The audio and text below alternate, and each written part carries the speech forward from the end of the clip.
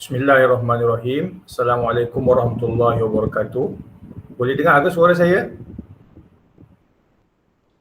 Boleh. Okey, Doktor. Selamat datang ke forum UMP berbicara anjuran Fakulti Sains dan Teknologi Industri, Kolej Perkomputeran dan Sains Gunaan Universiti Malaysia Pahang. Saya Ahmad Mahfuz bin Ghazali, pensyarah kanan FSTI, hos anda untuk forum pada hari ini. Marilah kita membuka majlis kita dengan bacaan Ummul Kitab Al-Fatihah.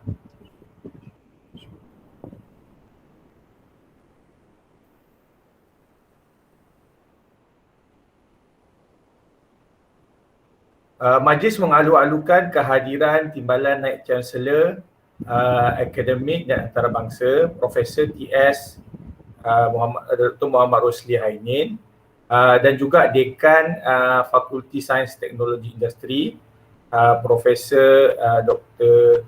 Muhammad Hasbi Abdul Rahim dan juga penceramah kita yang kedua iaitu Puan Mimi Rabita Abdul Wahid.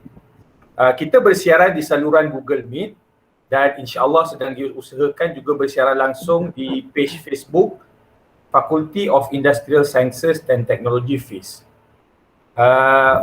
Untuk staf UMP, anda boleh mengisi kehadiran di pautan yang disediakan di ruang in-call message.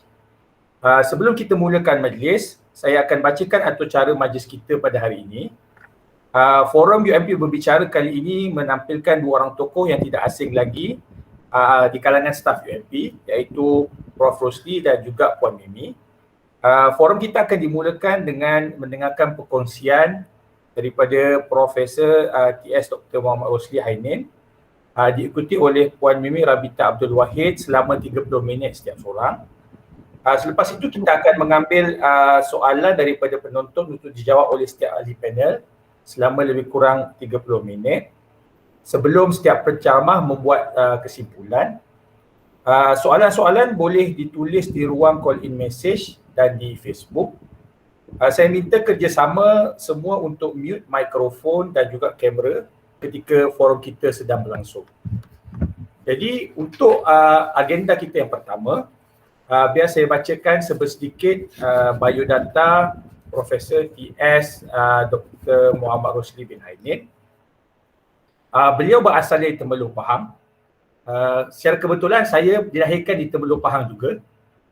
Mendapat pendidikan di Sekolah Menengah Al-Khairiyah Temerloh sebelum menyambung pelajaran beliau di Sekolah SMAP Labu. Seterusnya beliau melanjutkan pelajaran di Amerika Syarikat dalam bidang kejuruteraan.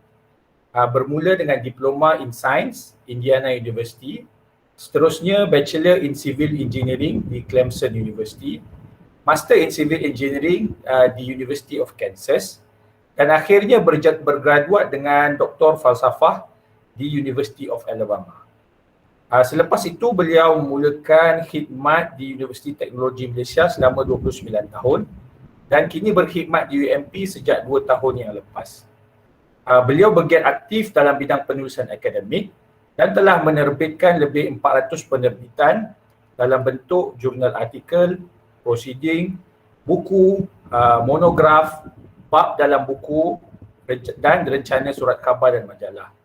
Beliau mempunyai H-Index 31 di Google Scholar dan lebih 3,800 citasi dan bidang kepakaran beliau ialah kejuruteraan jalan raya.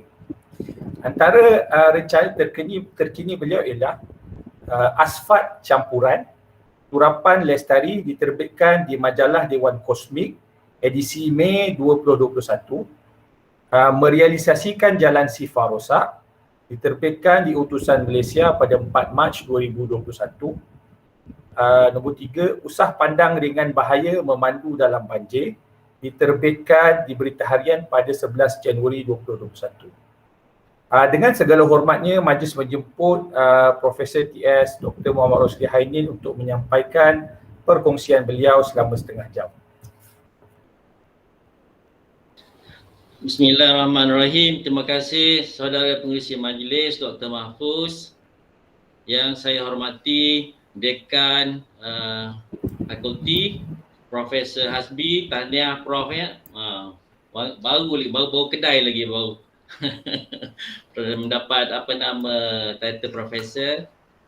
Yang saya hormati rakan-rakan pensyarah, PIS dan juga daripada penonton-penonton lah yang ada dalam kita punya platform hari ini, dan juga yang saya hormati penceramah yang kedua iaitu Puan Mimi Rabita daripada Pejabat Korporat UMP. Terima kasih kepada pengenalan yang dibuat sebentar tadi. Saya sebenarnya bukanlah pandai sangat nak menulis ni. Cuma itulah bila adanya minat dan rasa ingin berkongsi maklumat dengan masyarakat. Sebab hari ni tajuk kita ni ialah tajuk yang agak santai, iaitu penulisan artikel dalam dalam media popular lah. Senang cerita macam surat khabar lah So sebab itulah dulu surat khabar ni orang selalu baca. Dulu kalau ikut penjualan, ingat lagi sehari Utusan Malaysia 1 juta. Lama-lama tu merudum lah sampai ada yang tutup. Kalau tengok surat khabar yang lama-lama dulu, contoh The Malay Mail, dah 100 lebih tahun dah, tiba-tiba baru-baru ni tutup. Dengan Tamil Nesan pun tutup. Utusan Malaysia pun satu ketika dah 80 tahun pun tutup, dan sekarang ni ada balik lah dengan support kewangan. So itulah antara artikel-artikel ilmiah, artikel-artikel yang boleh kita terjemahkan ataupun kita realisasikan dalam akhbar-akhbar tersebut. Okey, okey, bolehlah pergi ke next slide, Doktor.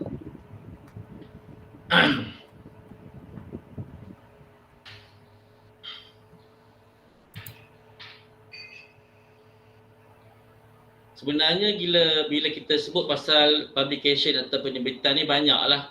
Tadi saudara pengerusi ada bercerita tentang penglibatan saya dalam jurnal artikel, dalam penulisan buku. Penulisan buku pun ada pelbagai juga, karya asli, buku teks, coffee table book, kemudian kita ada book chapters, kita ada kertas dasar polisi. Ni semua ni dia ada weightage lah. Kalau kita pensyarah ni, benda-benda ni dikira. Dikira. Kemudian dan boleh kita jadikan sebagai point kita dalam kita punya SKT lah. Dr. Mahfuz, boleh mute tak? Nampak macam bergema kat saya punya ni. Dr. Mahfuz punya ni. Sekejap ya. Hello, dengar tak? Hello? Saya dengar. Okey. Sebab tadi macam bising sikit, ada angin. Alright, teruskan. Okey, tadi saya cerita pasal journal lah. Contohnya kalau you all nak naik pangkat, ke katakan daripada pensyarah kanan ke Profesor Madya, kena ada 10 jurnal antarabangsa yang diindeks. Kalau nak naik profesor, kena ada pada tidaknya, kalau ikutkan I bakat sekarang, kena ada 20 artikel antarabangsa. Okay. So benda-benda tu ada weightage lah. Dan dengan kita punya kepakaran, kita bolehlah menulis artikel jurnal tadi, sebabkan dia itu adalah teknikal bidang kita. Walau bagaimanapun, kita juga perlulah share kita punya ideas, ideas, pandangan kita dengan bidang kita ni secara santai, orang kata, supaya masyarakat boleh berkongsi. Itulah yang kita tulis, terutamanya dalam media popular seperti surat khabar lah. Artikel-artikel ni supaya boleh dikongsi dan masyarakat lebih faham kita punya tugas dan juga apa yang kita mahu masyarakat faham. Okey. Alright, yang tulisan artikel ni dia tak berbaloi sangatlah kalau nak kira dari segi point, sebab tak dikira pun naik pangkat. Cuma itulah dia lebih kepada self satisfaction kita dalam penulisan, memenuhi masa-masa lapang kita, dan orang kata jangan biarkanlah kita punya skill nak menulis tu berkarat lah. Alright, kita ada juga buku standard, piawaian. Saya pun terlibat lah dalam menulis piawaian standard ni. Okey, dalam saya punya talk ni saya akan lebih bercerita pengalaman lah. Nanti Puan Mimi dia akan lebih pergi pada teknikal. Saya ingat lagi sewaktu saya habis PhD, saya balik tahun 2004. Kebetulan bidang saya ni bidang kejuruteraan jalan raya, tak ramai yang ada PhD dalam bidang tu waktu tu 2004. Dan saya balik tu saya nak menulis lah. Saya suka menulis. Untuk makluman, waktu saya kecil-kecil dulu, macam mana saya rasa saya memupuk hobi saya nak suka menulis ni. Dulu saya sekolah Arab, sekolah agama. Memang tak pandai sangatlah cakap orang putih ni dan cakap bahasa Melayu pun. Sebab sekolah agama rakyat di Temeloh lah. Siapa orang Temeloh dia tahulah Dr. Mahfuz ni. Sekolah hadiah. Jadi antara hobi saya ialah saya beli surat khabar. Lepas tu saya gunting di artikel-artikel yang saya rasa sedap dibaca dan saya boleh garap dia punya vocabs. Vocabulary. Contohnya surat khabar saya beli New Straits Times seminggu sekali. Waktu tu harga dia 50 sen je. Beli surat khabar, gunting muka depan. Saya suka baca apa-apa isu sekarang. Kemudian saya gunting muka tengah. Kemudian saya gunting muka belakang, sukan.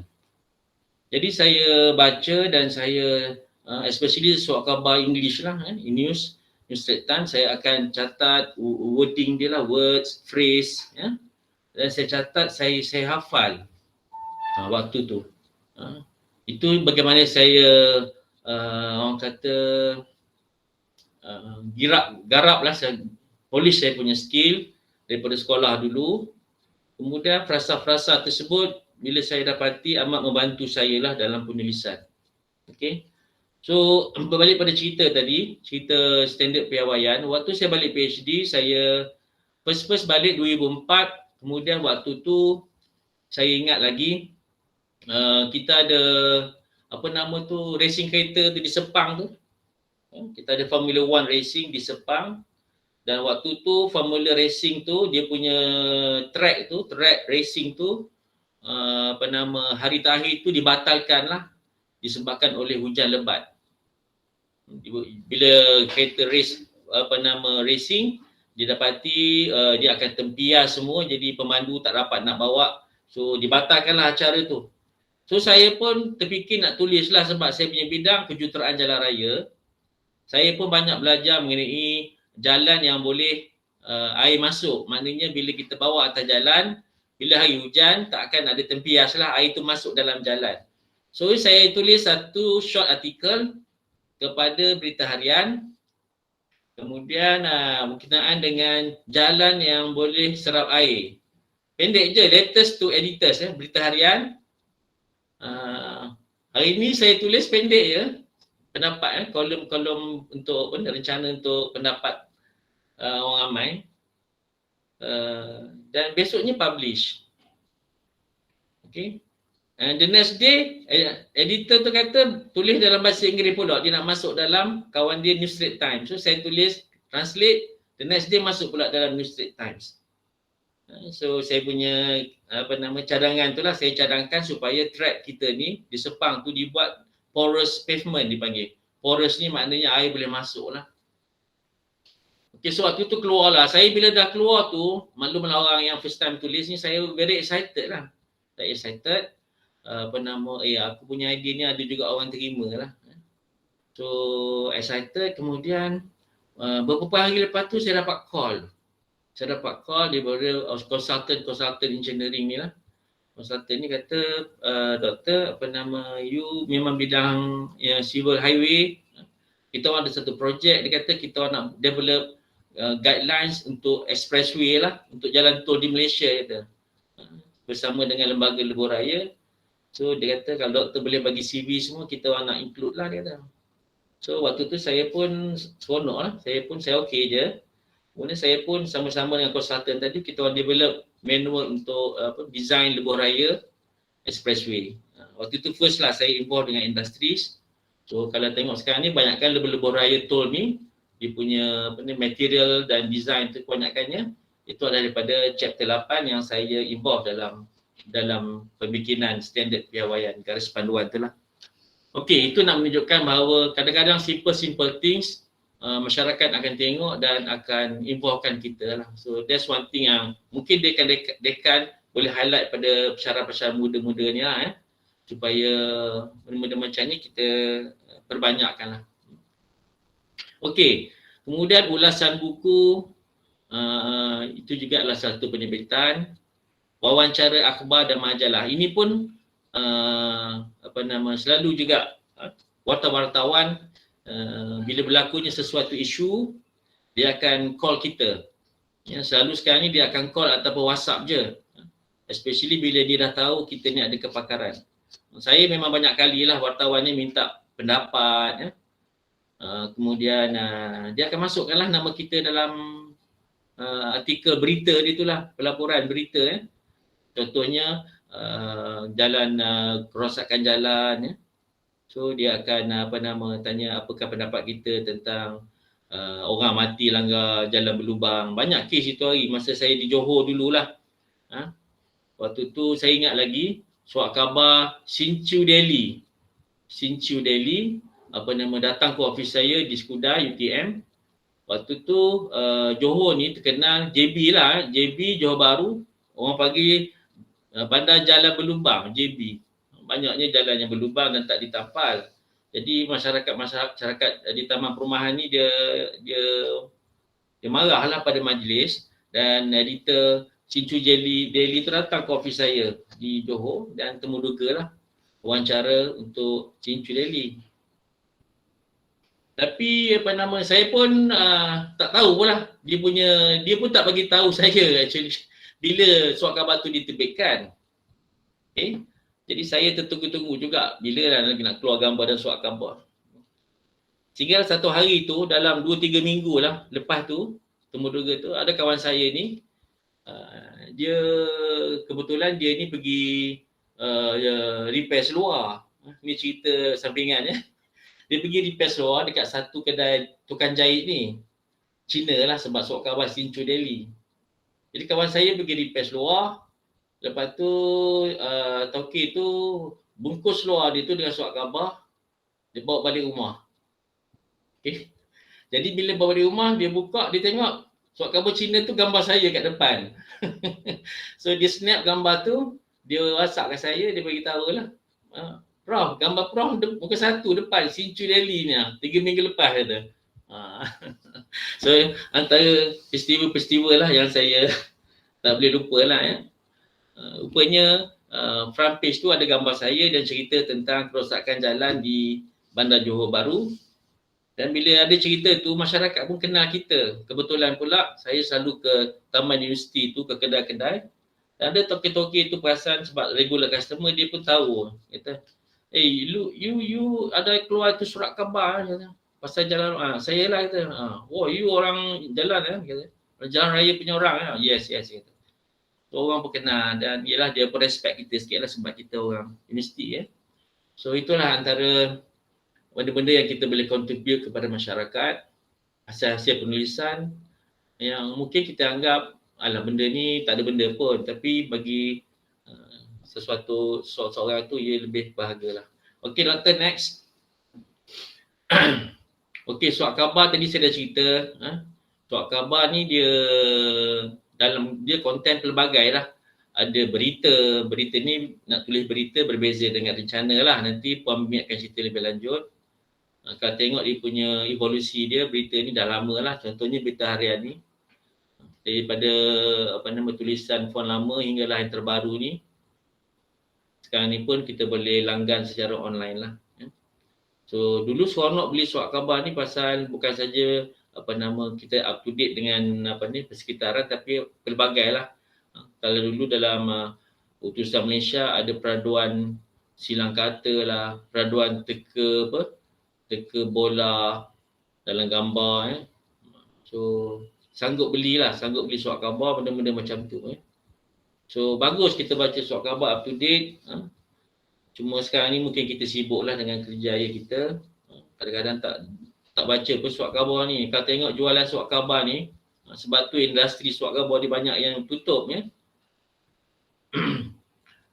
Okay, so apa nama, itulah, kita pun kalau nak senang kita beli online lah, tambah-tambah COVID ni. Tambah masa COVID ni lah kita gunakan masa kita yang terluang di rumah ni ya. Especially kita bersyarah ni sekarang pun dah habis marking exam, result dah keluar. Jadi yang tak ada ambil semester pendek ni, ada masuk masa kosong ni, luangkanlah sedikit masa untuk tulislah apa-apa rencana pun selain daripada tulis jurnal. Kalau boleh, kita publishkanlah dalam surat khabar. Okay. Alright, next.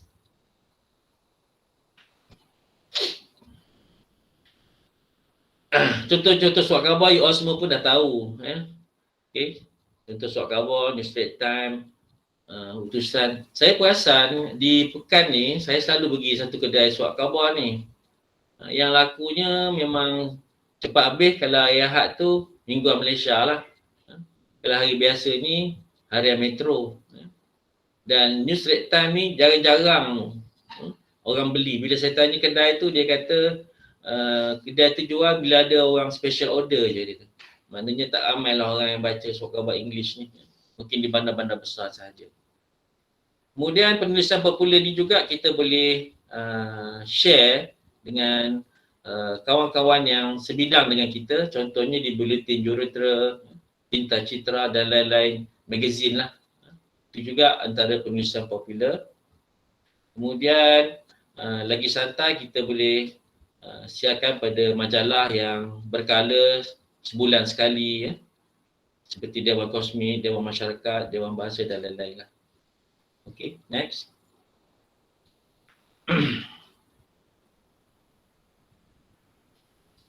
Okay, ini cerita pasal akhbar. Dalam majalah yang menerbitkan penulisan popular seperti berita, rencana, ulasan buku, tema bual, profil tokoh. Bahan dalam majalah dan akhbar lazimnya bersifat popular, iaitu bahasa yang mudah selain menyelipkan unsur sensasi dan spekulasi. Okay. So, kita kena pandai menulis lah sebab yang membaca pun orang awam, orang biasa. Okay. So, kita nak menarik minat pembaca basically. Itu gunanya orang surat khabar ni. Kalau dia tahu kita suka menulis, lepas tu isu tu pula kebetulan isu yang hangat, kalau kita hantar dia terima je. Dia terima maknanya dia dah confident lah dengan level of writing kita. Sebagai contoh, baru-baru ni bila musim banjir tahun lepas, bulan 10, 11, 12, 1, musim banjir banyak berlaku kerosakan jalan semua, memang saya banyak hantar artikel. Kebetulan waktu tu kira season lah So saya cerita pasal kerosakan jalan, pasal banjir. So banyaklah diterbitkan oleh surat khabar tadi. Artikel yang disiarkan dalam jurnal tidak berindeks. So artikel-artikel selain daripada Q1, Q2 Scopus ni, so itu adalah juga jenis-jenis artikel yang lebih mudah difahami, lebih santai. Okay, next. Okay, ni saya cuma screenshot beberapa artikel saya dalam surat khabar. Ada satu tu yang sebelah kiri tu, saya tulis hari ni dengan rakan penulisan saya, bekas student saya, Profesor Madya Dr. Izzi daripada UKM. Kita orang tulis hari ni, besok je dia dah keluar dalam surat khabar. Berita harian. Usah pandang ringan bahaya memandu dalam banjir. Kalau perasan banjir baru ni, kita ada kes di mana beberapa kenderaan, motor dan kereta yang dihanyutkan oleh air bah lah, air banjir. Kemudian kebetulan pula waktu tu Yang Tuan Agong pun meredah banjir. Kita pun takutlah rakyat akan terikut-ikut je sebab maklumlah kalau kenderaan ringan memang akan dihanyut oleh banjir. So saya tulis satu artikel full keluar dalam berita harian waktu tu. Yang sebelah kanan tu di Utusan Malaysia, cerita pasal bahan jalan raya. Kebanyakannya rakyat Malaysia pun tak apa faham jalan ni kenapa cepat rosak. Jalan ni sepatutnya dia panas, dia punya pavement material tu. Jadi saya buatlah asfalt campuran yang suam, warm mix ya, untuk lebih kepada kita punya mengurangkan kita punya carbon footprint tu lah, untuk sustainability lah. Ya. So itu antara artikel full juga page dalam Keputusan Malaysia. Okay, next.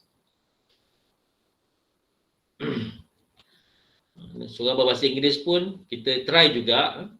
Kadang-kadang dia reject tau kalau kita jarang tulis dalam paper tu. Editor tu dia nak tengok kita punya ni juga. So saya asalnya saya hantar kepada New Straits Times. Kemudian 2-3 minggu tak ada balas, saya hantar ke The Star, dan The Star manage to publish lah. Managing rainwater runoff to avoid floods. Kemudian New Straits Times, challenges in constructing sustainable plastic waste road pavements. Waktu tu isu banyak plastic waste di Malaysia, mana longgokkan sampah sarap daripada kontena daripada negara-negara luar masuk ke Malaysia dan banyak yang tak guna. So salah satu yang kita boleh buat ialah kita make use plastik ini dalam kita punya jalan raya penyebahan lah. Okay, next. Okay, itu tadi surat khabar, dan antara buletin organisasi, contohnya buletin jurutera di bawah BEM pun saya pernah menulis. Ini semuanya berkenaan dengan bidang saya lah. Ya. So you all pun boleh buat the same thing lah. Kalau rasa nak menulis, nak ambil sedikit daripada hasil-hasil thesis PhD ke apa, dengan ayat-ayat yang mudah, so kita boleh publish dalam kita punya bulletin. Okay, next. Okay, tadi majalah sedikit teknikal, contohnya majalah bulletin jurutera. Yang ini adalah majalah Dewan Kosmik.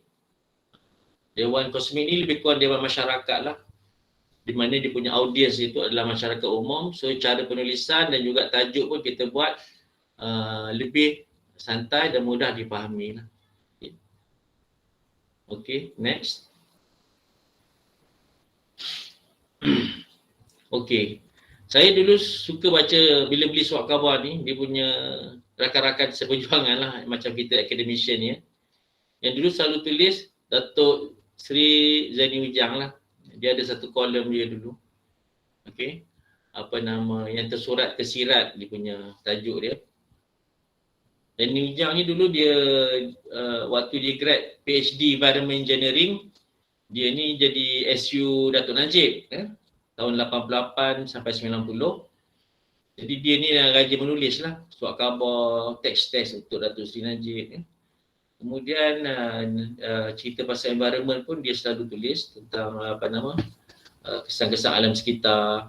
Sekarang ni dia sibuk lah sebab dia jadi KSU, kuranglah dia menulisnya. Tapi dia rajin membaca dan rajin menulis dalam bahasa Melayu lah. Profesor Ibrahim Komo pun sama juga. Walaupun dia di UKM, dia pun selalu berkunjung ke UTM sebagai ahli Geotropic Society, environmentalist juga, bekas NCUMT. Saya suka baca dia sebab dia banyak cerita pasal environment lah, Profesor Ibrahim Komo ni. Dan Sri Zul, Rektor UIA, dulu NCUSM, memang ada satu kolom khas. Kalau New Straits Times, hari Ahad, New Sunday Times, saya selalu tengok dulu Tan Sri Zul punya komen, cerita New Sunday Times. Sekarang ni dia dah kurang menulis, dan juga kalau ada pun dalam bahasa Malaysia lah, dia menulis sekali-sekala. Satu lagi dalam New Straits Times atau Sunday Times, Dr. Ahmad Murad Merikan ni, dulu dia USM, dia Science Humanities ya. Dan juga sekarang ni dia kontrak dengan UTP kalau tak silap. Dia rajin menulis pasal pendidikan, society. So, seronok baca dia orang punya penulisan. Bila kita rajin baca tu, insya-Allah lah kita boleh ikut dia punya gaya-gaya penulisan. Okay, next. Ini contoh Tan Sri Zul tulis last week ni rasanya. Bila ada isu kita punya yuran mahal ya. So Tan Sri Zul ada tulis satu artikel berkenaan dengan jangan mufliskan sistem pendidikan kita lah. Okay. So bila saya baca tu, ayat dia very simple, mudah difahami dan jelas maksud dan hasrat yang disampaikan oleh Tan Sri Zul ni. Okay. Ini last week. So next. Ini pun baru ni juga saya terbaca. Dr. Nur Hidayah ni. Ada dalam ni ke? Mungkin ada kot. FIS punya staff rasanya. Tak. Model KU Swiss, panduan kekang penularan COVID. Ya. So, tajuk-tajuk macam ni lah yang orang kata catchy lah. Pembaca bila baca je, dia rasa teruja lah nak baca. So, baguslah saya tengok ni dalam berita harian, hari Rabu 24 Julai, baru lagi lah. 5 hari lepas. Ni pun sehari Prof. Sehari hantar besok keluar. Betul. Bila bab pandemik COVID ni Mimi ya. Macam ni betul-betul macam ni lah yang kita keluar je, surat khabar menunggu dengan tangan terbuka. Macam Dr. Hajar kan, pasal kita punya genom COVID tu. Kalau dia dan tim raja menulis tu, sekejap je memang surat khabar nak lah, bahan-bahan berita ni. Ya. Okay, next. Okay, ni seorang kolumnis ni. Rahman Harun. Saya sebab baca dia saya snap lah ni minggu lepas. Mulut puaka wreaking havoc on social media with their winning. Saya cukup teruja dengan frasa-frasa dan words yang digunakan dalam artikel ni. Seronok baca. Bila baca tu rasa that level of writing patutlah dia ni menjadi invited columnist dalam surat khabar. Bagus. Saya pun ada juga cerita-cerita tapi taklah sampai ke tahap tu, tak pandai sangat lah. Tapi itulah, seronok belajar dan kita boleh share lah ilmu tu nanti. Alright, next. Okay, kenapa kita perlu menulis ni? Tadi pun saya ada sentuh sedikit sebanyak. Okay. So macam saya share tadi, kalau pensyarah muda tu bawa balik PhD, masa ni lah kita nak berkongsi dengan masyarakat dan tunjulkan kepakaran bidang masing-masing lah. Macam tadi Dr. Nur Hidayah. Ramai lagi sebenarnya saya tengok Puan Mimi ada database tu. Dr. Irfan, Dr. Suhaida Fim yang dia boleh share dia punya kepakaran.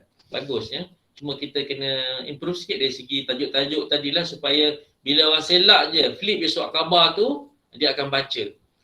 Itu yang sedapnya tu. Ya. Okey, untuk pensyarah senior ni boleh kongsi pengalaman, kemudian dia punya wisdom, ya. Cara pemikiran, ya. Macam FIS ni ramai lah saya tengok. Macam dekan pun, Prof. Hasbi pun rajin menulis, ya. Banyaklah paper dia Edge Index pun tinggi, ya. So bolehlah kita sedikit sebanyak. Dia yang bagusnya kalau saya di UTM dulu, kita ada groups lah, ya. Sebab tak semua staff ni suka menulis. Saya pastilah, samalah dengan sini pun, ya. Tapi kita boleh orang kata build up bakat dia tu, kita boleh polish. Kita buat satu group lah. Kita panggil FIS ni, kita panggil FIS New Shine ke apa. Dulu kami di FKA, kita panggil FKA Shine. Ya. Mana gemerlap lah, gemerlapan. So geng-geng yang suka menulis ni, kita buat satu group, kita groom dia. Dan kita buat training, ya, cara menulis dan suruh dia publish. Ini minggu ni you tulis, minggu depan ni awak tulis. Ya. Kemudian dia satu artikel ni sedapnya seorang atau dua orang lah ya. Seorang tu akan bagi framework menulis, dah tulis check ya. Kemudian bila ada macam tu maknanya benda tu akan continuous lah. Continuous. Tak adalah menulis tu one off je. Dia seronoknya bila benda tu keluar continuous, orang akan follow, dia akan ada follower dia tau. Tak ada follower dia. Okay. So, kenapa perlu menulis lagi? Satu, kita dapat peka lah atau up to date dengan persekitaran dan isu-isu semasa. Okay. So, itu memang kata well known lah.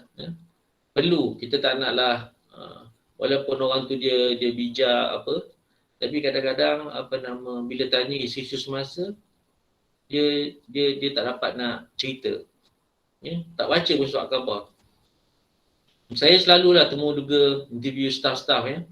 Dah lama kat UTM tu lagi 30 tahun. Ramai staff yang nak masuk kerja semua ya. Saya tanya benda-benda gini, dia punya general knowledge ya. Ada yang tu, ada yang 4 flat ya. ada yang semua first class lah kebanyakannya. Boleh tanya, awak baca surat khabar tak? Kata, maaf Prof, tak baca tu. Okey Kak, saya nak tahu cerita kat saya apa yang berlaku sekarang. Bila suruh cerita bidang ni pun dia pun tak tahu. Macam saya bidang civil engineering, jabatan runtuh. Oh tak tahu jabatan runtuh, banjir besar. Pun tak tahu, tak peka. So itu yang saya kata tu, kita bila kita ni kalau kita especially orang masyarakat pandang ilmuwan ni, macam kita academician ni pandang tinggi, so kita kena sentiasa up to date lah, dan kalau boleh kita share kita punya knowledge. Kemudian kita persepsi yang baik dari komuniti terhadap kaki tangan dan institusi penyiar tinggi, itu memang kita fahami lah. Kita rajin nulis, orang pun tengok siapa penulis dia dan dia recognize lah. Yang penting tadi sebab kita minat lah, kemudian bila dah publish tu kita rasa self satisfaction lah. Boleh tanyalah kawan-kawan yang dapat publish surat khabar dia, apa rasa dia bila dah publish ya. Memang rasa alhamdulillah, ada juga lah ilmu yang kita boleh share. Bukanlah kita nak menjadi orang kata nak jolok jadi terkenal ke apa, tak adalah tapi kita yang dapat Allah anugerah ilmu ni, bila kita dapat share dengan masyarakat tu satu yang sangat orang kata murni lah. Walaupun saya tulis itu walaupun tiada tak ada implikasi dan merit untuk kenaikan pangkat lah menulis di media popular ni. Okay, next. Alright, sedikit tips dalam penulisan. Saya pun dah setengah jam ni. Nanti Mimi akan cerita lebih lanjut lah.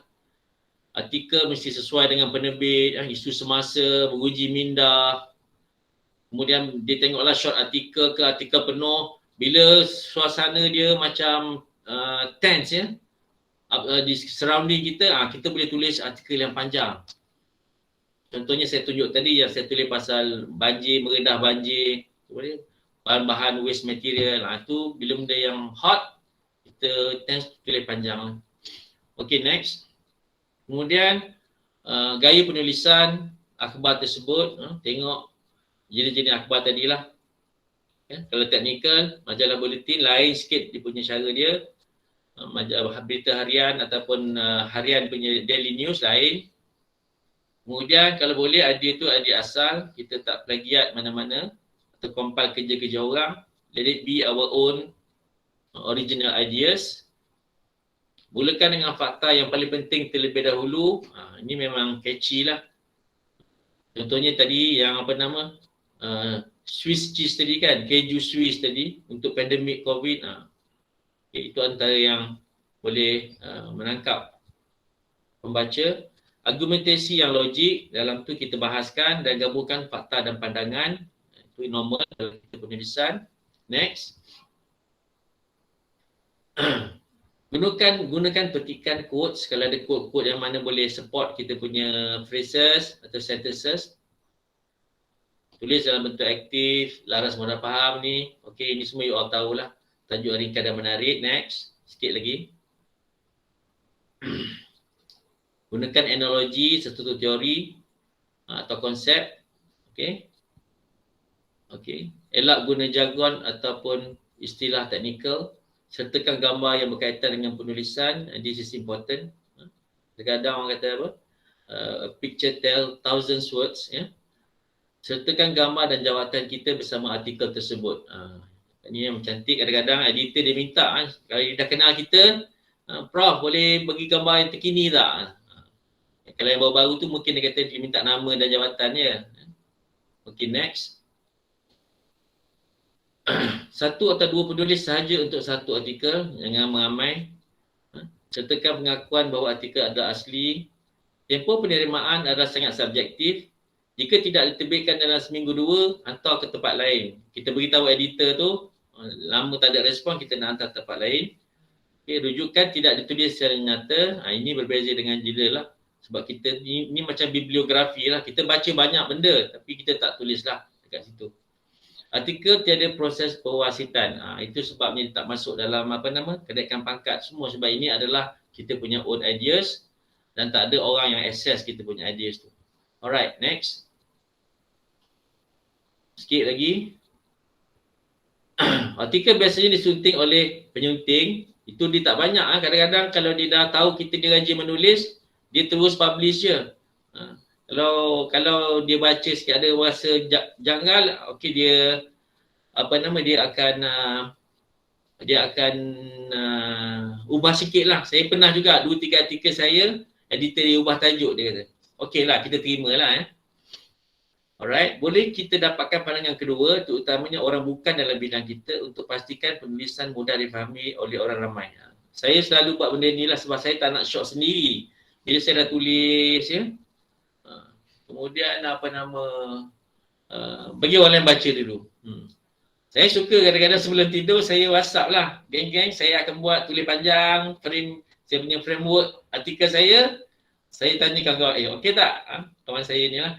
Okey Prof. Alright, kalau okey kita maknanya biarlah ada orang akses kerja kita punya artikel tu supaya kita tahu yang orang lain boleh faham. Okey, baca sekali lagi sebelum artikel hantar. Berdoa agar artikel diterbitkan. Itu normal lah. Next. Contoh email penerbit. Ini kena biasalah. Bila kita dah baca surat khabar tu, kita tahu siapa nak hantar. Okay.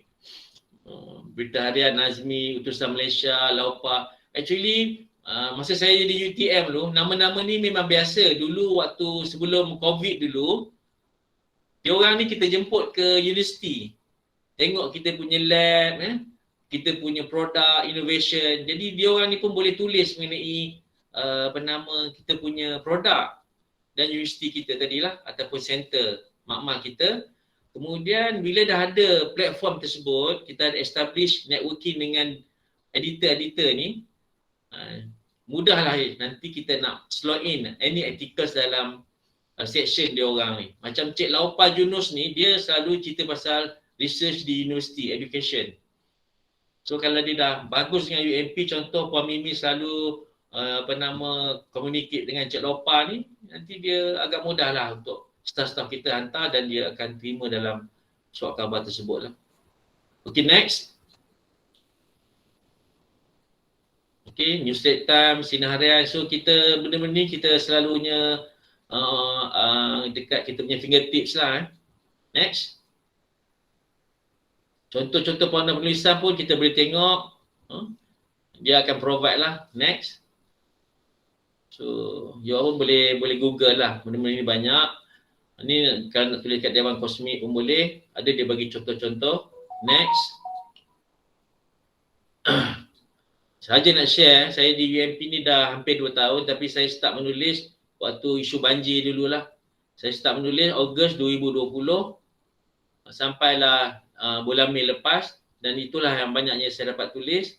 Berita Harian 246, 6 artikel, New Straits Times 1, The Star 1, Utusan 4, Bulletin Jurutera ada 4 dan Dewan Kosmik ada 2 yang sempat.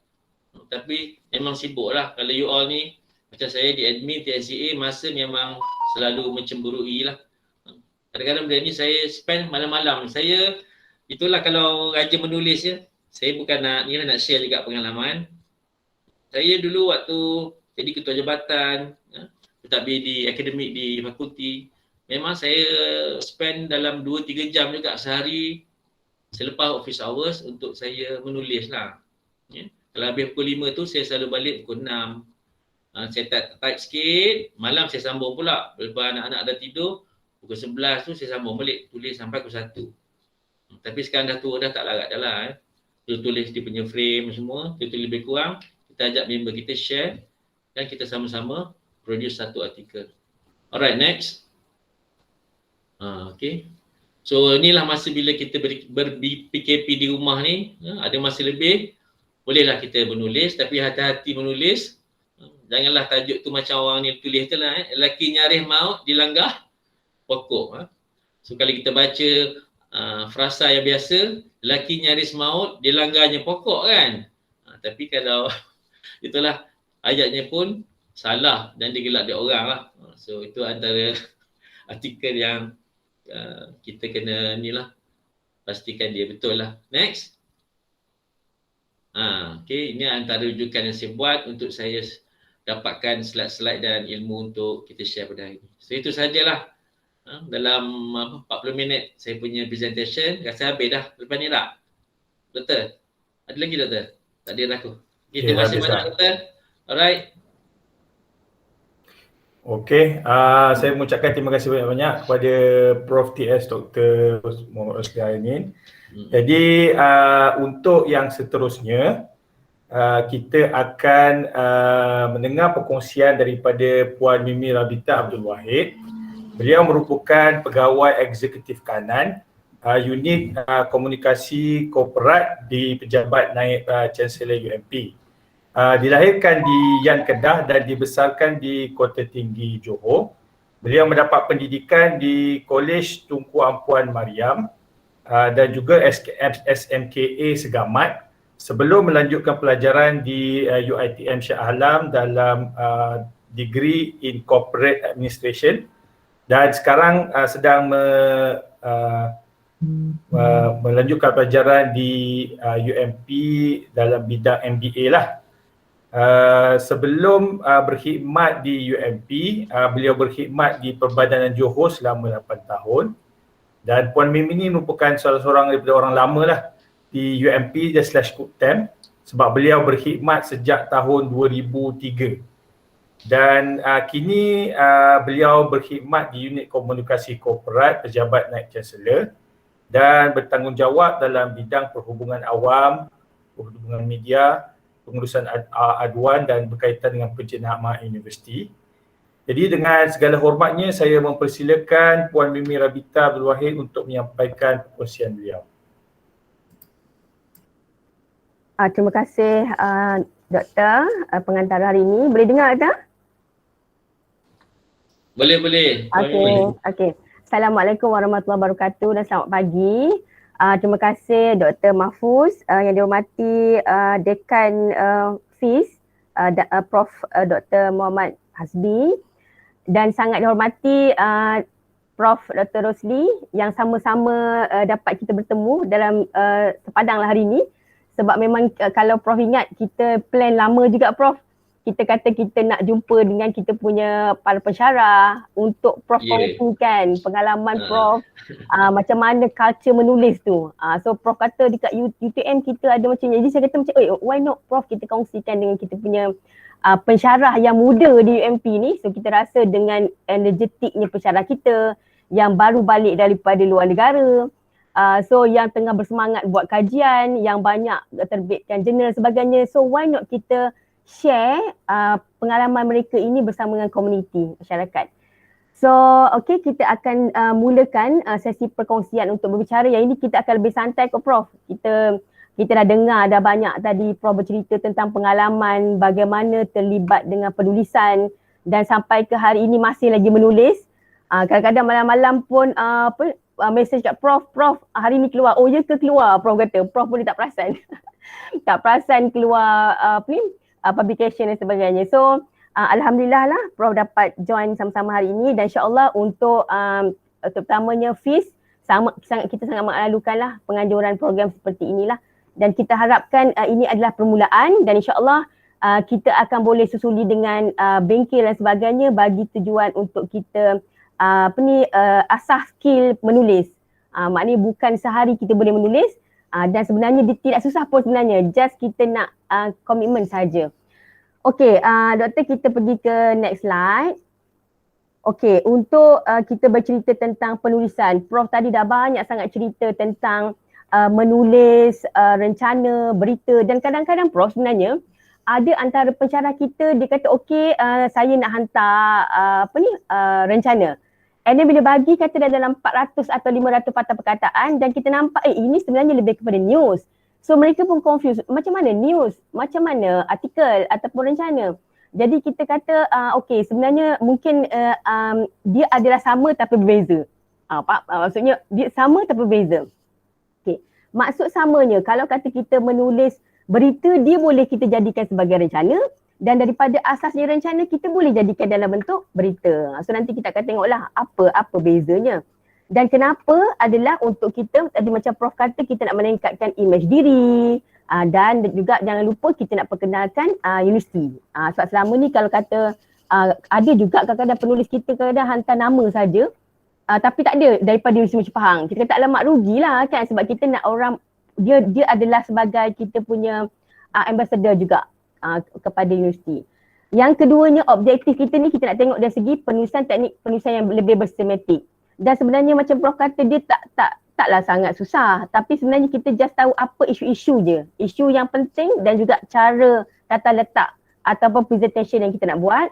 Dan juga objektif kita menulis tu untuk rasa hormat, sayang dan juga lebih kepada image universiti. So maaflah kalau antara ni slide ni saya banyak ada elemen penjenamaan, sebab kita banyak nak kita terapkan dan dalam bidang-bidang penjenamaan di universiti lah. Okey doktor, kita next. Doktor kalau laju boleh inform saja sebab takut juga masa agak terhad. Okey, sekarang kita lihat kepada berita ataupun rencana lah, sebab kalau biasa kita kata berita tu apa? Berita tu pengkesahan peristiwa yang berlaku. Dan hari ini adalah cerita hari ini. So rencana ni pula merupakan bentuk komunikasi mesej yang penulis nak tulis. Apa dia punya pandangan, apa dia punya persepsi. Dia boleh bagi pandangan dia. Kalau macam berita, dia tak bolehlah bagi pandangan dia. Kalau nak bagi pandangan, dia kena merujuk. Katalah contohlah kita nampak kenapa kita kata berita tu adalah piramid terbalik. Kalau kita tengok berita ni, dia kalau kirakan paragraf pertama tu dia akan cerita tentang 5W1H contohnya. Contoh kita katalah contohnya hari ni kita kata okey, seramai lebih 100 orang menghadiri program kita kata sesi perkongsian UMP Berbicara yang berlangsung secara Google Meet. Kita kata so maksudnya maklumat 5W1H tu kat situ secara Google Meet. Dan kita kata bertujuan. So elemen-elemen itu fasa maknanya paragraf pertama tu dah cerita dah. Tapi kalau kita nampak rencana pula, dia ada intronya. Penulisan rencana merupakan so dia adalah elemen introduction dia kan. Penulisan untuk ke arah penjenamaan. So dia elemen berbeza. So dia kita kata sebagai berita tu piramid terbalik. So itulah bezanya kita kata antara rencana dan berita. Okay. So next. Betul? Okey, ini tadi bila kita kata yang popular ni, kita akan nampak lah macam yang Prof cerita tadi, BH, Sina, The Star, Nisrat, Otosan. Cuma sekarang kita ada portal-portal lah. Portal-portal tu banyak sangat kita boleh explore. Portal-portal yang sah, yang tidak diragui, yang maksudnya tidak memberikan image yang tidak baik. So kita banyak sekarang. So boleh juga kita hantar kepada pihak-pihak yang berkenaan lah. Okey, next. Okey, saya nak bercerita juga selain daripada katalah medium popular tadi, kita ada juga di universiti, kita ada elemen yang boleh dikongsikan juga dalam UMP News. Dekat sini kita ada artikel, rencana dan sebagainya yang mana kalau kita nampak pihak penerbit ataupun suara sering wawarkan mencari penulis. Kami nak supaya ramai orang boleh menulis. Dan kadang-kadang sebenarnya bila kita menulis tu kadang-kadang ramai yang kita nampak dia tulis lebih kepada diri tapi tidak kepada expert. Macam Prof kata tadi lah, Prof katalah expert bidang jalan raya. Jadi dia nampak image dekat penulis tu, dia akan nampak sebagai dia expert bidang itu. Dan selepas tu macam Prof kata, bila kita keluar selalu nanti reporter akan, bila ada isu ni okey kita tahu siapa nak cari. Secara tidak langsung dia akan pergi kepada pakar. Itulah bila dia selalu menulis sebab pandangannya dekat situ lah dia boleh kongsikan. Kalau dalam rencana kalau kepada berita dia hanya cerita tentang isu itu sahaja. Tapi bila rencana banyak kupasan dia boleh kongsikan kat situ dan itulah suara mereka untuk didengari contohnya kan. So antara elemen lah yang kita kata kenapa kita kena menulis bidang kepakaran. Sebab kita tahu kadang-kadang ramai pun menulis cerita tentang faedah berbasikal contohnya lah. Tapi kita nampak why not kalau kata kita sebagai pensyarah yang pakar dalam bidang contohnya katalah elemen-elemen jalan raya tadi kan. Kita kata okey isu jalan bagi penunggang berbasikal ni boleh membahayakan contohnya. So dia sebenarnya topik fokus itu tapi isunya berbeza. Daripada kita kata okey berbasikal ni bagus untuk kesihatan contoh kita, tapi kita tambah menampakkan pensyarah itu expert dalam bidang itu, ada elemen dekat situ contohnya dari segi elemen jalan raya, dari segi elemen yang berkaitan lah kita kata. Okey, ini kita kata UMP News tadi lah dan kita ada saluran lain UMP TV ni lebih kepada kita punya video dan sebagainya. And then kita punya brand, kita punya website dan kita kata website kita tak boleh cerita everything. Dalam website kita tak boleh nak cerita kita ada pensyarah berkepakaran dalam bidang ini. Kita tak dapat nak cerita banyak dekat situ. Jadi sokongan kepada pensyarah adalah mereka menulis tentang bidang mereka itu supaya dapat dikongsikan kepada publik. Okey. Okey, Prof, Doktor, kita next, kita tengok kepada seterusnya pula. Okey, ini tadi Prof ada sebut tadi, bagaimana Datuk Prof Ibrahim Komo dia memang sangat suka menulis. Kita nampak isu banjir Prof, kadang-kadang banyak juga bila cerita banjir dan kita nampak dia ada fakta, ada data, dan sekarang kita kena faham pembaca sekarang memang pintar, memang pandai maksudnya kan. Jadi elemen menunjukkan pensyarah itu dia akan kongsikan elemen-elemen yang berfakta lah. So dia kata sebahagian daripada ilmu itu perlu dikongsi dengan rakan kesepakaran sama ada dengan penjawat awam, sektor swasta atau masyarakat umum. Usaha disebut sebagai khidmat masyarakat. So kita kata kita tak mampu kadang-kadang masa kita terhad. Kita tak boleh turun padang nak tolong. So contohnya kan. Jadi kita boleh menulis dengan penulisan. Jadi kita kongsikan idea, pemikiran, cadangan kita melalui kepakaran kita. Kita kata boleh je, siapa-siapa boleh menulis. Sebab kita ada pengalaman macam kita hantar beberapa bahan kan. Kenapa bahan ni tak keluar dekat, kalau kata Prof kita keluar dekat kirakan muka 10 tu. Yang kita katakan kalau kata muka 10 tu itu sebenarnya kat situ tak semua orang boleh dapat. Kalau dapat tu sebenarnya memang hebat lah. Situ adalah biasa dalam berita harian muka 10 tu untuk orang-orang contohnya macam VC ataupun dia adalah ketua kluster ataupun dia profesor, paling-paling dia doktor. Ataupun bila konten tu nampak agak high impact, dia akan pergi ke muka 10. Nanti lepas ni kita akan tengok apa beza muka 10, kenapa page saya keluar dekat komentar, kenapa page saya keluar dekat pendapat, kenapa keluar hanya dekat minda surat pembaca. So dekat situ dia sebenarnya berbeza. Bagi orang yang dah biasa menulis, dia akan kata walaupun keluar alamak keluar kat sini lah dia kata. So dia sebenarnya ada setiap satu page tu dia ada maksud dekat situ lah. Okay Doktor. Okay next. Alright, ini saya tak cerita banyak. Kita kata jenama. Kenapa? Fisher kata jenama universiti tu adalah pelajar, pensyarah, penyelidik dan universiti sendiri. Jadi kita kata dekat sini lah, kita kata kita ada peranan dekat sini. Peranan kita adalah sebagai pensyarah untuk kita image pensyarah itu, orang nampak orang tu, oh ini UMP. So kita boleh brand dekat situ lah. Kita punya penyelidik kita dengan kajian penyelidikan dia. Contohnya kita kata genom, orang nampak dekat macam ni, genom je, okay Dr. Hajar Fauzan memang semua lah kita dapat call, okay boleh tak kita nak astro contohnya call apa semua. Jadi kita banggalah, kita itulah mencapai apa macam Wisi kata dia nak kita jadi bahan rujukan daripada kepakaran-kepakaran yang kita ada lah. Okay next. Okay, ini saya tak cerita banyak, saya dah cerita tadi. Salah satu elemen tentang penulisan tu ada dalam aktiviti penyelamaan yang membawa nama UMP. Okay next. Okay, ciri-ciri rencana. Okay, Prof, kalau kita nampak sebenarnya kita boleh ditulis apa-apa pun. Dan sebenarnya ciri-ciri ni sebenarnya taklah macam statik. Tapi sekurang-kurang kita sebagai orang baru nak menulis, mungkin benda-benda ini boleh membantulah. Contoh kita kata apa mesej tujuan kita nak menulis tu, kita kata untuk sampaikan maklumat. So maklumat apa? So kita clear kita nak cerita pasal apa. Okey, yang kedua ni rencana ni dia tak terikat dengan masa. Contoh kita cerita pasal COVID. COVID kan tempoh panjang daripada tahun lepas. Jadi masih lagi relevan. Kalau kita cerita sekarang tentang, kalau kata kita buat cerita pasal denggi contohnya, dia okey, cumanya dia tidak terikat, maksudnya senario sekarang ni adalah cerita pasal COVID dan elemen-elemen COVID itu keutamaan. Tapi kadang-kadang bila luck kita dah tak ada, contohnya page tak ada page yang ada page kosong, mungkin kita akan dapat lah untuk kita masuk contohnya. So dia tidak terikat dengan batasan masa, berbeza dengan berita. Berita ni kalau kata kita lambat 2-3 hari dia dah anggap basi dah. That's why kadang-kadang kita terima news daripada fakulti jabatan beberapa bulan yang lepas. Alamak kita kata, kalau kata kita akan advance, kalau lama sangat boleh tak you convert dalam bentuk rencana. Contohlah cerita MOU kita kata kan.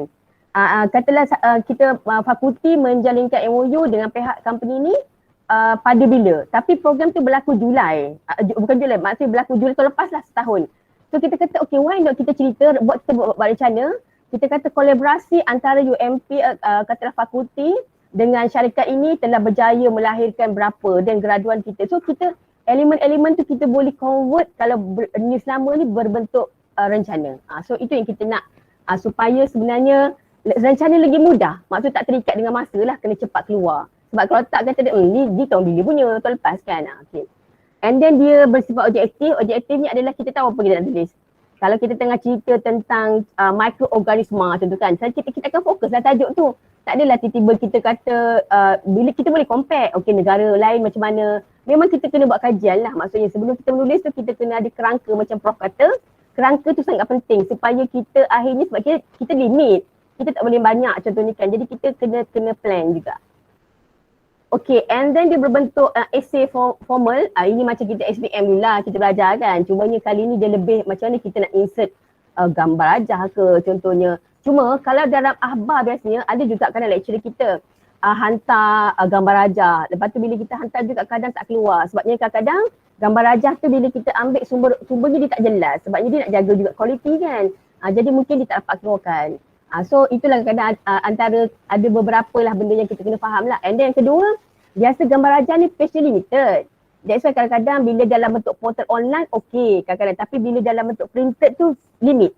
Kita kena faham sebabnya kebanyakan akhbar ni mereka kan berniaga contohnya.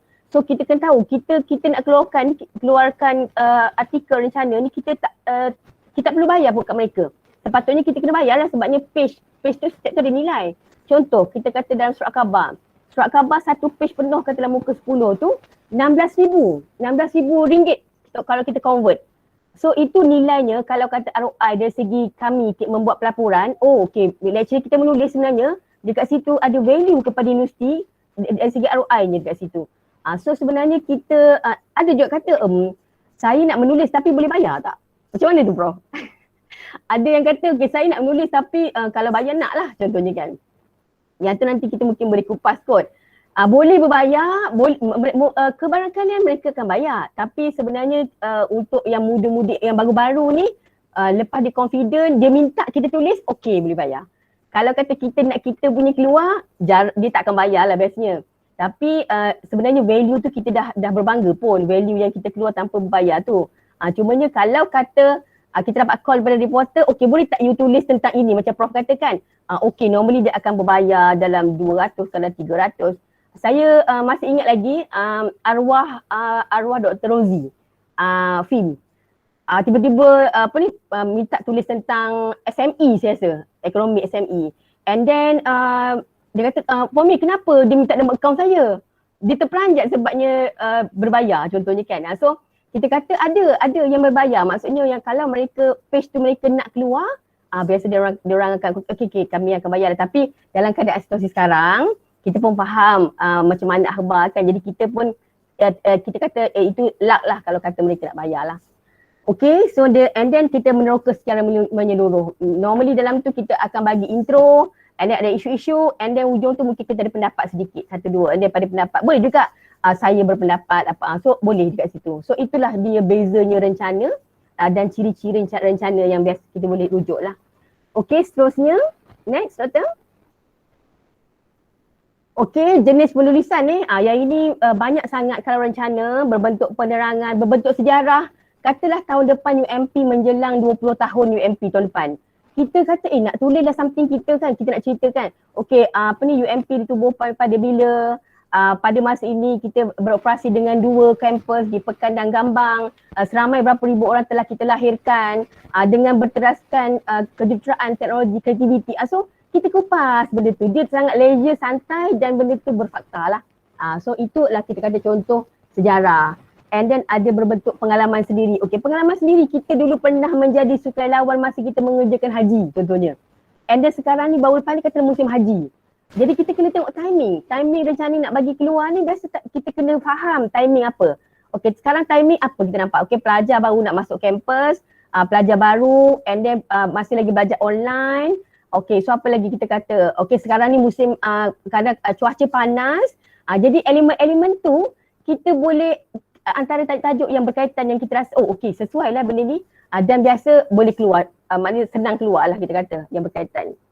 And then perbahasan katalah kita tadilah kita kata sekarang berkomunikasi kebanyakan menulis dengan cara yang tidak berhema, tidak bersopan santun. Jadi elemen tu pun kita boleh mengkritik membina lah, maknanya bukan kita mengkritik suatu dasar. Iaitu salah etika penulisan. Kita tidak boleh mengkritik dasar kerajaan ataupun dasar universiti ataupun meruntuhkan menyebabkan timbul perbalahan. Iaitu kita kena faham lah. So content tu penting lah. Okay, next, ini lebih kepada banyak teknikal saya mungkin kongsikan sebab saya nampak tadi Prof banyak kongsikan tentang pengalaman dan juga abah-abah. Okay, seterusnya next Doktor.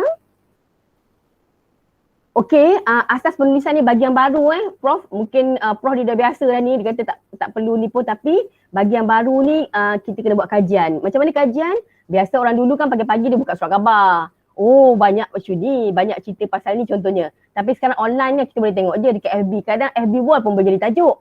Katalah banyaklah isu-isu yang berbentuk contohnya boleh jadikan isu ataupun kita kata yang sesuai untuk kita menulis. Apatah lagi kalau ianya melibatkan kepada bidang kepakaran kita. Okay, and then pemilihan tajuk jangan terlalu panjang. Okay, dia kalau boleh catchy, short and catchy. Normally 5 hingga 8 patah perkataan itu kita advise lah dan jangan gunakan huruf besar. Normally kalau kata nak hantar, kalau melalui kami, kita akan bantulah. Contoh Prof kita kalau kata baca Dewan Masyarakat Julai ni, ada satu lecturer kita menulis lah. Dia tajuk kita cuba compare. Tajuknya menyelusuri teknologi di dalam kenderaan suapandu masa depan, bersediakah kita menghadapinya. Panjang tak tajuk tu? Okey, bila keluar kalau kata kita boleh lihat nanti untuk terbitan Julai ni, bila keluar dia kata teknologi kenderaan suapandu, bersediakah Malaysia. So nak tunjukkan sebenarnya tajuk tu kadang-kadang semua benda kita nak masuk kat tajuk. Sebab kita nak bagi orang nampak, tapi sebenarnya kadang-kadang kita kena lebih bijak. Tapi kalau dah biasa menulis, kita faham macam mana. Dan kalau boleh kita jangan bagi, maksudnya dalam range tu lah. Tapi berbeza kalau di portal, dia tidak ada had sebabnya portal tu luas. Mereka boleh je letak tajuk, cumanya tajuk tu kena orang kata lebih, orang tengok je dah faham lah. Okay, elak ayat panjang. Yang ini pun Prof kadang-kadang kita tak jumpa titik Prof. Bila kita dapat daripada pensyarah kita tak jumpa titik macam satu nafas tu. Jadi kita kena make sure jangan terlalu panjang lah, dan juga kena ada kesinambungan. Kadang ada elemen di samping itu, justeru, lanjutan daripada itu. Kadang mereka ni ada isu-isu tapi kita tak boleh nak kaitkan antara satu isu dengan isu lain. So itu ada skill. Skill tu boleh kita tengok dalam rencana-rencana sebelum ni, kita boleh buat lah. Dan juga untuk mengelakkan panjang tu kita buat perenggan. So perenggan tu kita boleh pecahkan lah. Sebab yang ada kadang-kadang dikongsikan tajuk dia tu ataupun para 1-2, dia kata dah siap dah Prof, dia tak ada lagi dah nak cerita lain sebab dia dah masukkan semua dekat situ. That's why dia tak ada lagi para 2, para 3, para 4 contohnya kan. So yang itu dah skill menulis and then elakkan tanda koma yang kerap sebabnya dia akan mengganggu pembacaan. Kadang-kadang banyak sangat koma kan sebab nak masukkan semua dekat situ. Okey, yang ini kita kata tadi pastikan tidak terlalu panjang dan kita kena tengok kita nak tulis untuk apa. Tapi bagi yang baru untuk, that's why bila orang tanya berapa yang nak tulis, saya advise dia kata okey 6.5 hingga 8 lah. Jadi kita kata 6.5 hingga 8 tu sebab dia boleh masuk dekat komentar, dia boleh masuk dekat contohnya surat pembaca, rencana ataupun muka 10 tu memang dia padat lah. Normally muka 10 tu memang macam saya kata tadi, memang orang sasar lah, memang orang nak lah. And then komentar tu pandangan dan sebagainya. Dulu Prof, kalau kita boleh kongsikan, kalau kata dululah kami, bila ada surat pembaca tu, kita kat corporate com memang berdebar lah. Sebab kalau dulu ingat bila surat pembaca ni, kebanyakan komplain. Pelajar tidak berpuas hati dengan yuran pengajian, contohnya kan. Tapi sekarang page ni kita dah, isunya bila sebelum tu bila keluar dekat surat khabar tu, apa kami kena buat? Kita kena jawab pula. Kena hantar jawapan tu dekat media, okey kita ceritakan. Tapi sekarang benda tu dah jarang berlaku sebab apa, kita dah sebelum benda tu isu, kadang-kadang mereka akan contact kita dulu, ni ada isu ke? Then dia akan masukkan dua-dua elemen. Katalah tidak puas hati dengan bayaran, namun demikian UMP telah membantu dari pelajar. So dia ada jawapan bila pembaca baca, dia tidak berat sebelah lah, dia dapat tengok dua-dua sesi. And then rencana, okey ini 750 ribu dan juga pendapat. Yang ni nanti kita akan kongsikan nanti. Dan yang paling penting adalah kita kena rencana kita, ejaan dan sebagainya, struktur ayat ini adalah skill lah yang mungkin kita boleh kongsikan bila dalam bengkel dan sebagainya. Okey, seterusnya Doktor. Alright, ini rangka kita lebih kepada teknikal sebab bila online tu kita tak dapat nak praktis sebab biasa kalau kata kita ada bengkel tu masing-masing boleh menulis, kita bagi masa And then di hujung bengkel ataupun di hujung kursus tu masing-masing dah boleh submit dah mereka apa yang mereka nak tulis. So kita harapkan selepas ni mungkin adalah beberapa essay ataupun beberapa rencana yang kita boleh terima lah, sama ada untuk kita lihat dulu, merujuk dulu atau kita bagi advice, tak ada masalah lah, boleh merujuk di bahagian kami ataupun di pejabat penerbit. Okey, tajuk tadi penting biasa tajuk dekat atas and then ada byline lah. Byline tu nama pengarang. Mungkin tadi macam Prof kata ada satu, ada dua, and then dia kena ada pendahuluan and then tubuh rencana tu sendiri dan juga penutup rumusan isi penting, dan biasa kita letak mugshot. Biasa orang tanya mugshot ni apa? Mugshot ni biasa gambar profil kita lah, gambar profil dan juga email. Itu standard lah, kita boleh tengok contoh dekat dalam rencana. Okey, seterusnya. Okey, penulisan yang baik ni saya pun tak nak cerita panjang sebab yang ini adalah elemen-elemen yang banyak telah dikongsikan oleh Prof tadi. Kalau sekiranya, kalau kata kita nak menulis tu, kena ada ditulis dengan keadaan yang baik.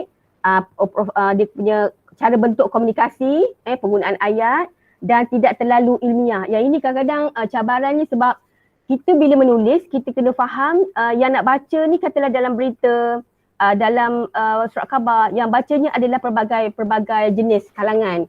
Kita pernah kita dalam satu kursus tu, apa yang reporter editor dikongsikan, you kena assume yang baca tu adalah makcik yang jual goreng pisang tepi jalan. So maksudnya kita kena faham sekarang ni sampai kalau boleh yang layman, yang orang-orang biasa boleh faham, sebab kadang-kadang kita menggunakan terms yang terlalu berat lah, menyebabkan kadang sukar untuk difahami. Okay. So bidang kepakaran, cara ulasan kita tu menunjukkan kita pakar dalam bidang itu, tidak timbulkan perbalahan dan dia kena menjelaskan isu lah macam kita sebut tadi. Okey doktor. Okey, kenapa rencana tak diterbitkan? Okey, ni macam kita kata tadilah, tajuk lah, isu tajuk. And then editor boleh memilih lah bila dia tengok tajuk tu, dia macam okey, setuju ke tak setuju ke, dia akan tengok dulu lah tajuk. Okey, penulisannya lemah, bahannya tak tersusun, gagal garap idea contohnya, and then skill penulisan tu perlu banyak bantuan dan terlalu panjang. Okay, next doktor.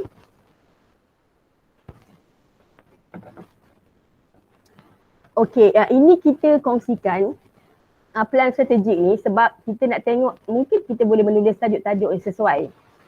Contohnya macam TVET, and then dari segi macam inovasi, kolaborasi dengan industri, penerokaan teknologi berimpak tinggi, kelestarian kewangan, kecemerlangan ekosistem universiti ataupun keusahawanan.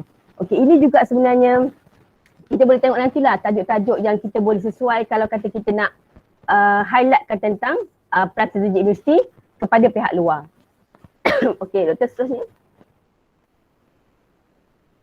Okey, ini antara pernah dibincangkan di peringkat kementerian yang minta kalau boleh kita menulis tentang elemen-elemen yang berkaitan dengan universiti itu sendiri. Ini contohlah, kita kata contohlah fakulti, kita nak menamakan beberapa orang menulis untuk pihak universiti atau fakulti, kita kena tahulah kita punya apa dia punya bidang penulisan yang melambangkan universiti sendiri. Okey, apa yang kita cerita ni sebenarnya, kalau sebelum tadi Prof banyak cerita tentang kepakaran pensyarah itu sendiri dalam bidang dia, yang ini lebih kepada membawa kepada nama universiti. So dekat sini elemen yang kita nampak sekarang katalah TVET. So kita nak cerita apa pasal TVET ni? Kita kata kita boleh cerita tentang libat urus, and then pemerkasaan kolej vocational, kerjasama industri TVET. Kalau kata macam bidang-bidang ni ada melibatkan fakulti, kita boleh tulis lah. And then kerjasama dengan industri. Selain itu juga kita kata macam mana dengan peningkatan kerjasama dalam pendidikan tinggi contohnya. Kita kata libat urus UMP dengan berkepentingan industri dan sebagainya. So ini elemen yang kita, ini contoh katalah kita nak buat, ya kita nak menamakan beberapa orang di universiti sebagai penulis tamu universiti. Okay, next. Alright. Okay, ini antara tadi Prof dah kongsikan juga, Prof menulis. Okay, yang ini kita kata mulai dah 2 tahun sebenarnya kita ada pertandingan penulisan rencana terbaik. kita memang mengalu-alukan mereka untuk menulis. Ini saya bagi contoh lah sebab kebetulan Prof hari ni saya ambil yang Prof punya. Dan kita nampak ada daripada fakulti FIS, saya ambil lah sampel daripada FIS lah. So ada 2 lecturer kebetulan Ni yang tahun lepas punya. So apa yang kita nampak sekarang, kita nakkan mereka tu menulis elemen kejuruteraan sains dan teknologi. Okey, ini yang elemen kita nak supaya kita tahu, katalah fakulti FIS, apa yang kita nak highlightkan. Contohnya kita kata data analitik contohnya. Apa masyarakat perlu tahu. So ada tak kebarangkalian new student nak pilih bidang tu. So kita tulis lah. So tidaklah hanya kita, sebab menulis tu bila rencana panjang kita boleh cerita. Kita nak cerita ni lah contohnya microorganisma, kita nak cerita tentang data analitik, kita nak cerita tentang kita boleh ceritakan supaya pelajar baru ni berminat nak join program. So inilah elemen-elemen dalam rencana kita boleh terapkan, tuliskan. Okey. Seterusnya kita tengok kategori seterusnya adalah kenegaraan, sains sosial dan kemanusiaan. Ini yang biasa ramai orang menulis lah. Dan ini kebanyakan kalau kita nampak pun kebanyakan daripada fakulti FIM dan juga daripada pusat sains kemanusiaan ataupun pusat bahasa moden. So ni contoh tahun lepas yang menulis beberapa tajuk dan keluar dalam surat khabar. Dan ada satu daripada tu juga bukan akademik. So untuk kita nak meramaikan lagi orang menulis, kita open kepada non-akademik dan akademik untuk menulis. Yang bidang ini kenegaraan, sains sosial, kemanusiaan. So sebenarnya dia boleh menulis fokus kepada tajuk ini. Okay, next.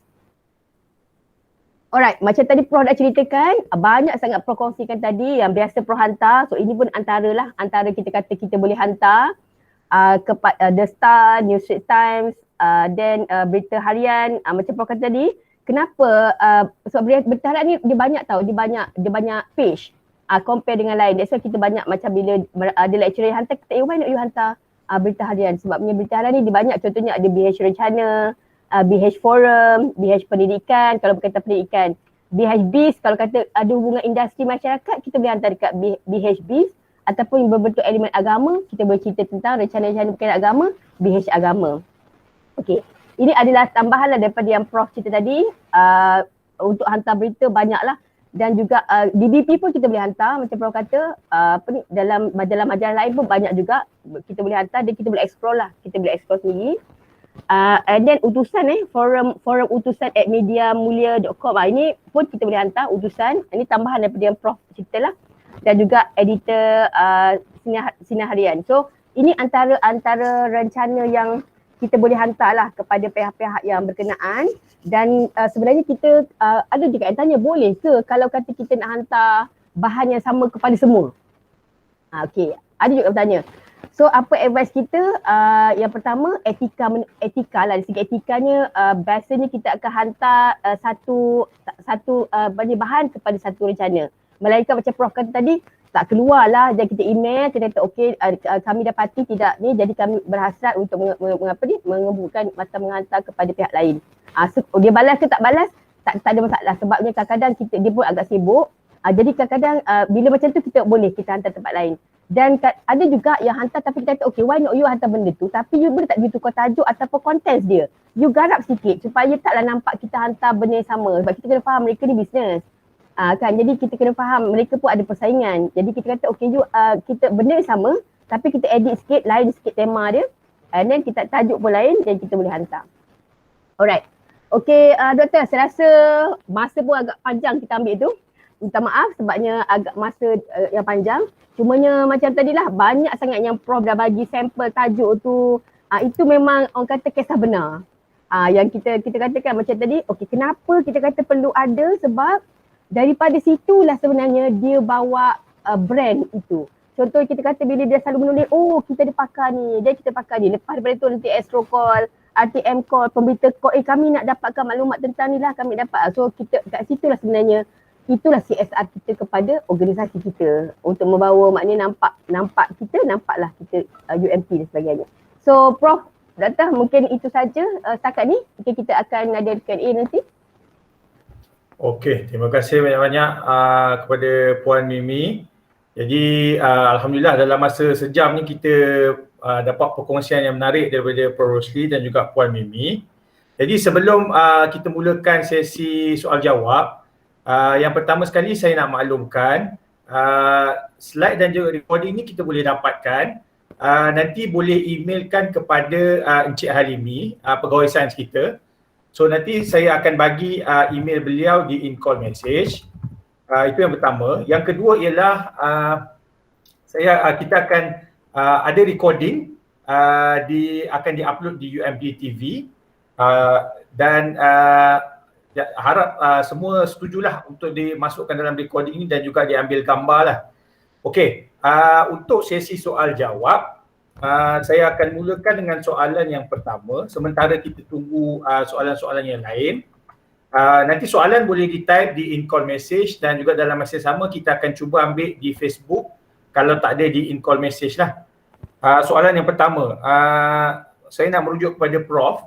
Bagaimana tips atau strategi untuk mencari rakan penulis yang baik, Prof? Okey. Siapa yang menanya tu?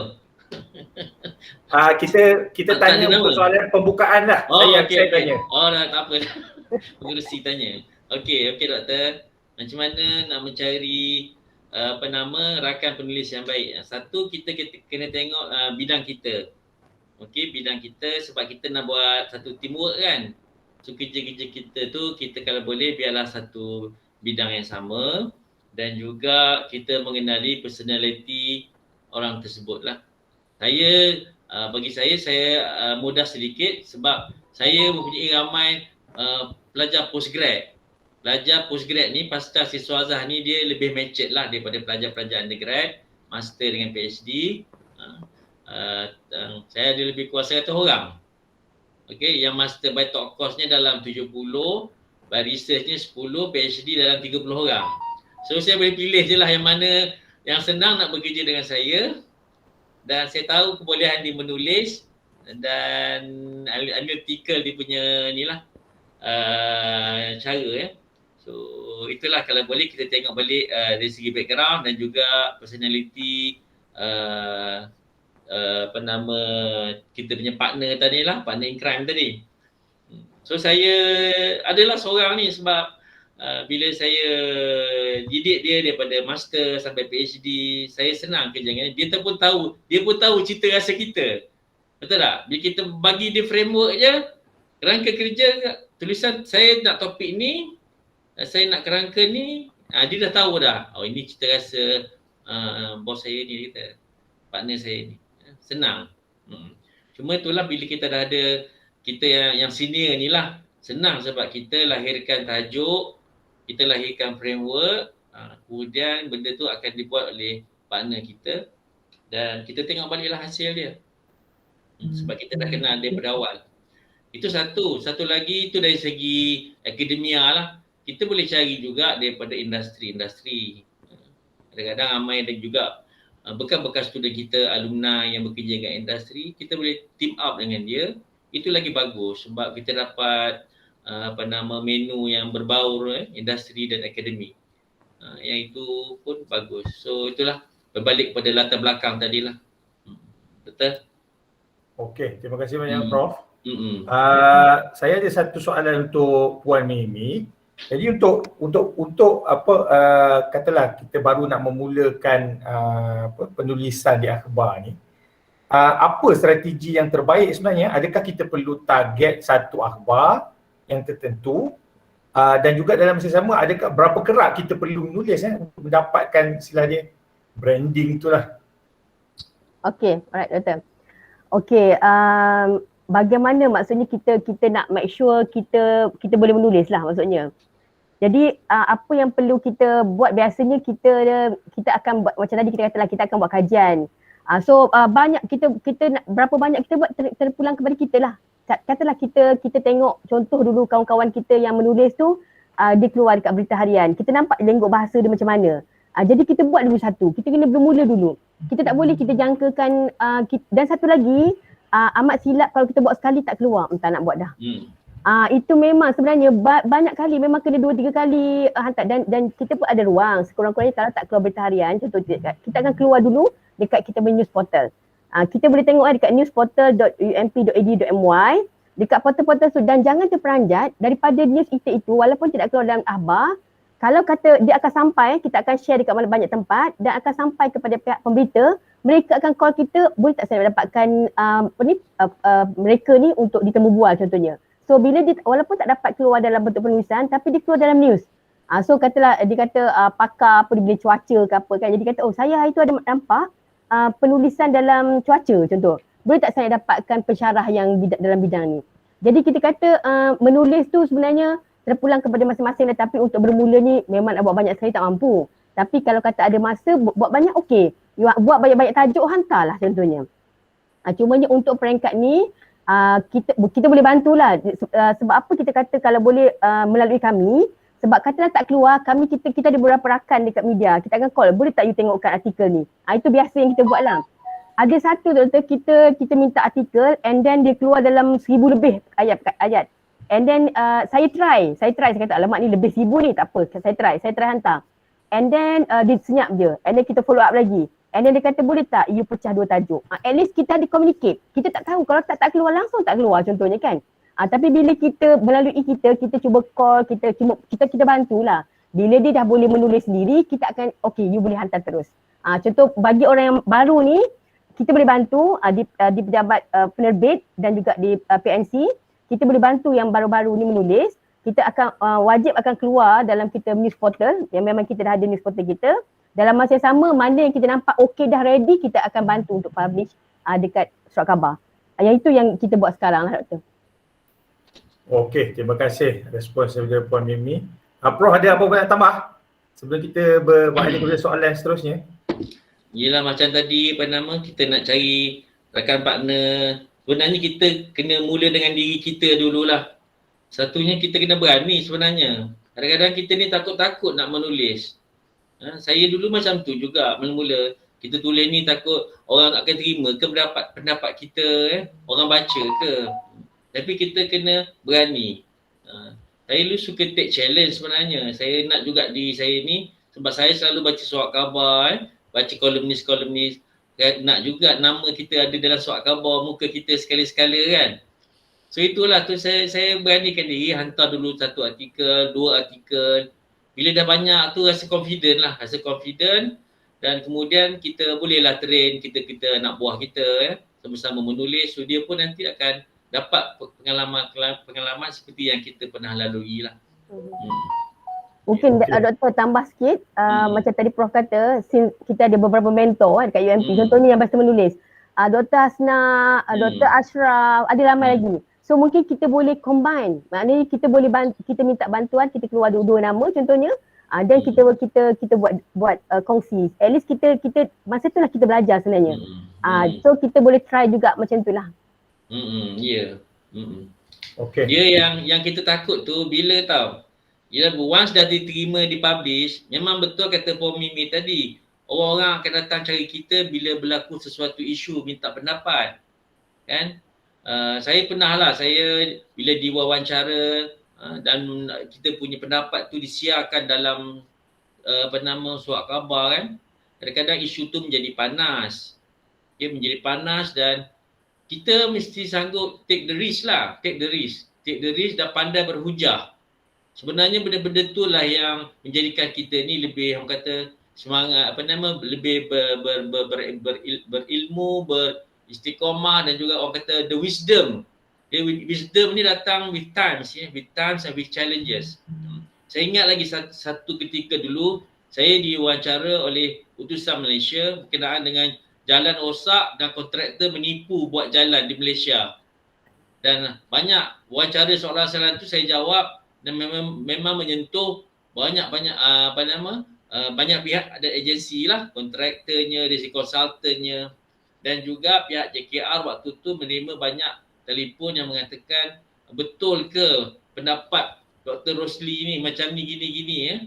Jadi benda tu jadi isu besar dan di JKR ni dia terima pendapat kita. Bila dia tahu siapa yang bercakap, dia akan terima dan itulah actually yang menjadi kadang-kadang kita ni semakin belajar daripada benda-benda macam tu.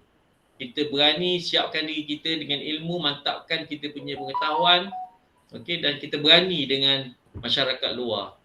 Okey doktor. Okey, terima kasih Kita ada setakat ni 2 soalan. Saya bacakan dulu 2 soalan. Soalan pertama daripada Hanisah binti Bun dalam kurungan Kasbun. Salam sejahtera, saya Hanisah dari PBM. Saya ingin bertanya berkenaan jumlah patah perkataan. Adakah jumlah patah perkataan 1,500 ke 2,000 terlalu panjang? Siapa Doktor? Okey, mungkin saya boleh jawab dulu lah. Okey, macam kita kongsikan tadi, Prof pun dah kongsikan, dia kena tengok dekat mana kita nak keluarkan. So contohnya kita target contohnya untuk rencana, normally macam Prof kata tadi 750 ke 1,000. Dia kalau lebih 1,200 kadang dia akan hantar balik kat kita, dia kata boleh tak you pendekkan, sebab mereka tak akan pendekkan sebab takut nanti kita mengganggu dari segi mesej yang sampaikan. So dia akan hantar balik. Itu kalau kata editor yang baik lah. Kalau editor yang macam siapa dekat editor pun tak layan lah. So itulah dia kadang-kadang, tapi bila kita ada contohnya kita bantu, dia akan hantar balik, okey boleh tak you pendekkan sebab mungkin artikel tu bagus, jadi minta boleh revise semula, pendekkan sebab page terhad. Namun demikian ada juga kes yang bila hantar panjang macam tu kita kata why not you hantar dekat contohnya dekat majalah. Sebab majalah dia page dia banyak. Jadi dia sesuai lah keluar dekat Kosmik, dia keluar dekat Dewan Masyarakat, so dia dekat DWP, kita boleh advise macam tu. Dan ada juga yang menariknya, kita minta you buat 2, you separate kan 2, tajuk tu clear kan, kita buat 2, you boleh keluar 2 kali. Yang itu memang pernah berlaku kita Dr. Rizal Ustaz saya. Kita masuk memang banyak dan duduk dia kata bagus. So boleh tak you pecahkan, and then kita minta doktor pecahkan balik semula, dia keluar 2-2. Tapi dia tak keluar lah hari ni esok macam tu. So minggu depan. So itu antaranya yang penting lah, sebabnya kita kena ingat nak keluar dekat bahan bercetak ni dia limit page. Yang itu kita kena faham lah. Mungkin Dr. Prof nak tambah? Betul lah kata Puan Mimi tu. Dia melihat pada ruangan yang telah diperuntukkan pada surat rencana tersebut lah. Dia dah ada dia punya location dia tu. Kalau lebih mungkin dia minta kurang. Dan kalau dia nampak boleh dipanjangkan, dia elaborate, mungkin dia akan minta kita panjangkan, dia akan masukkan dalam section yang lain. Betul. Bergantung kepada keadaan. Okey, terima kasih atas jawapan. Soalan seterusnya daripada Muhammad Khairul Izamil bin Zulkifli. Ini memang ditujukan kepada Prof. Salam, apa pandangan Prof berkenaan kebanyakan ahli akademik mula menulis rencana di media popular seperti Facebook dalam bentuk digital content, lebih santai dan mencapai jumlah pembaca yang lebih ramai? Terima kasih. Kalau dia based on dia punya facts, ideas tu okey lah. Why not? Cuma ialah di Facebook tu dia more on individual dan tiada platform yang khusus lah. Macam kita di Suat Khabar ni maknanya kita dah ada dia punya platform yang established. Okay. Kalau Facebook tu is more on individual lah. Saya lebih suka kita go for platform yang dah biasa, orang kata typical. Typical tu sebab kita akan mendapat komen-komen yang lebih professionals daripada editor tu sendiri. Dan tak salah kita tulis dalam Facebook, tapi biarlah ada orang kata here and there lah di platform tadi, portal berita-berita dan juga di Facebook. Okay Doktor? Okey. Puan Mimi ada nak tambah? Okey Doktor, kita kena faham medium Facebook. Medium Facebook adalah platform untuk kita viralkan ataupun untuk sampaikan maklumat lah. So kalau kata macam tadi kita kata why not, kalau kata dia tidak, dokumentasinya dia tidak lengkap lah. Maksudnya macam kita boleh merujuk. Katalah bahan terbitan rencana kita, student kita boleh rujuk, lecturer lain boleh rujuk, yang berkepakaran dengan kita boleh rujuk, itu sebagai evidence. Dia boleh jadikan sebagai evidence untuk macam kita katalah, macam doktor kata mungkin tak naik pangkat, tapi macam kita nampak contohnya macam USIM, kita ada kawan-kawan kita dekat USIM, and then saya tanyalah, kita kongsikan macam mana you boleh nak ramai lecturer menulis, kita kata. Oh sebab kita dalam kita punya assessment, kita punya SKT dia memang ada 1% untuk menulis artikel ataupun rencana ataupun akhbar popular. So memang ada KPI begitu, ataupun mungkin katalah kita tidaklah bertulis, tapi mungkin fakulti kata okey kita nak naikkan nama fakulti, so kita nak at least you 1 artikel atau 2 artikel, menjadikan dia sebagai performance diri lah. Jadi kita nampak kalau dalam Facebook tu dia cantiknya once dia mula dekat rencana and then dia share lah dekat Facebook. So itu lebih panjang jangka hayat dia lah daripada Facebook and then turun ke bawah dah. Lama-lama orang lupa. So dia rugilah dekat situ. Kita nampak why not kita buat satu benda tapi kita dapat 2-3 perkara. Yes. Betul setuju tu. Dapat Puan Mimi. Okay. Kita ada soalan daripada Syarifuddin bin Misbari. Salam, bagaimana nak elakkan isu wartawan akhbar siar artikel kita atas nama mereka walhal lebih 70% isi asal dari penulisan kita? Mungkin Puan Mimi boleh komen dulu kot. Lepas tu Prof komen. Alright, okay. Normally kita dalam menulis ni ada etika. Wartawan pun ada etika juga. Maksudnya dia tak boleh sepatutnya begitu, tak boleh berlaku. Tapi mungkin ada sebab. Mungkin benda tu berlaku ada sebab. Kalau normally kita akan tengok you hantar kepada siapa contohnya. You hantar kepada wartawan itu sahaja ke? That's why kita kata why kalau kata kita advise, you hantar kata BH Forum. Maknanya bukan kepada nama ABC. Dia ada elemen begitu. Tapi kalau macam Prof kata dia dah biasa dengan wartawan itu, tak apa. Tapi kadang-kadang kita sesekali menulis and then kita hantar kepada nama contohnya. And then dari segi kewartawan, etika kewartawan tu sepatutnya tak berlaku lah. Kalau sampai ke 70% kita punya. Tapi mungkin ada sebab. Sama ada mungkin cara penulisan kita tu tak berstruktur. Jadi dia kena buat semula dan mungkin kat situ dia nampak banyak yang mereka kena buat lah. Yang itu kita setakat ni kita tak pernah terima lagi lah. Kadang-kadang kita nak juga kan katalah perkara berlaku begitu, kita akan semak lah. Betul ke kan? That's why kita kata kalau melalui kami, kita akan bantu perkara untuk kita betul ke kita telah hantar ni and then pihak wartawan. So benda tu boleh kita tengok balik lah. Kalau sekiranya berlaku. Tapi tak mungkin boleh berlaku begitu sebenarnya. Kalau ikut dari segi etika kewartawanan lah, masing-masing kita terikat dengan cara etika menulis lah kan. Prof, ada komen? Betul, saya memang selalulah dia minta pendapat macam ni sebab kita pun faham wartawan ni dibagi tugas dengan isu-isu yang terkini. Mereka akan quote, itu memang etika kewartawanan. Mereka akan quote nama kita, jawatan kita. Yang terkini saya pernah ditelefon oleh wartawan utusan dan berita harian pasal jambatan runtuh di KL baru ni. Struktur konkrit yang runtuh baru ni, jambatan tu. Kemudian saya bila keluar surat khabar the next day-nya saya tengok memang dalam tajuk struktur jambatan runtuh, apa tindakan kita kan, respon saya tengok dalam tu rupanya ada 2-3 orang lagi pensyarah lain yang dia gather information. So tapi nama kita ada dah lagi sekali betul. Dalam tu. So tu memang tugas-tugas dia lah. Cuma Prof, itu news Prof. Kalau news memang hak mereka. Kalau rencana baru hak penulis. So kalau kata dia tanya kita dan itu bukan berbentuk artikel. Yang kita hantar full tu itu artikel. Tapi kalau kata mereka tanya berapa soalan dia buat news, kalau news tu hak milik kepada reporter lah, byline lah nama dia lah.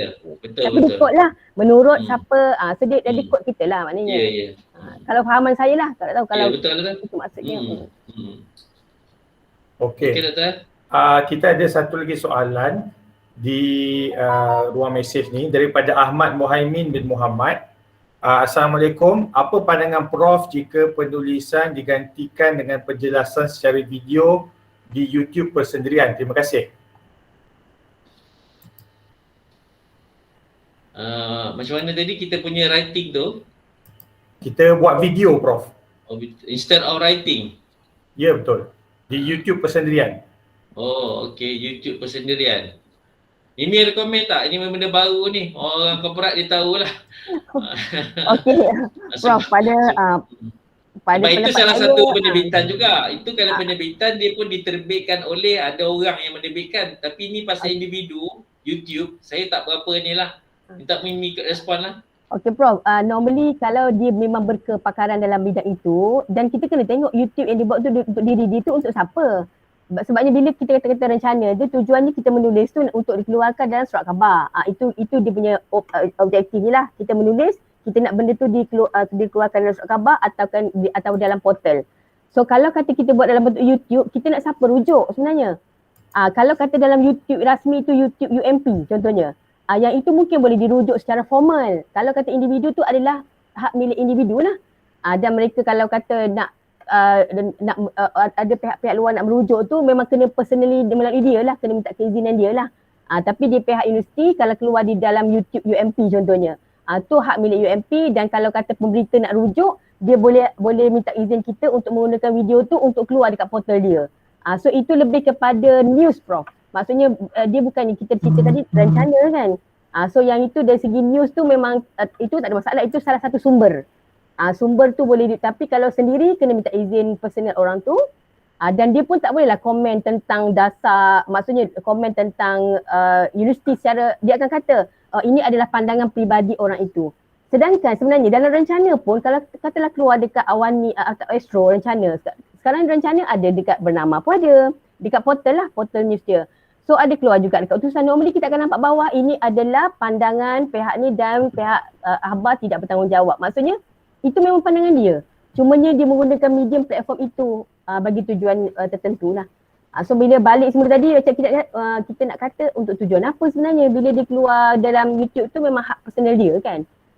So untuk tujuan apa? Kalau just untuk menunjukkan dia pakar dalam bidang tu, kalau orang nak rujuk just minta izin je lah. Okey. Kita sebenarnya saya rasa di Facebook saya tengok tadi tak ada lagi soalan.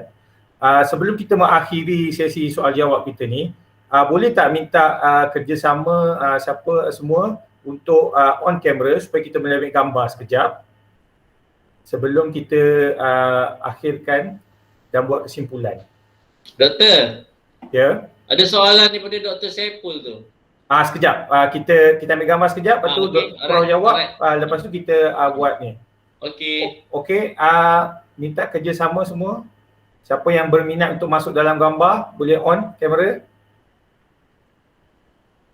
Okey, 10, 9,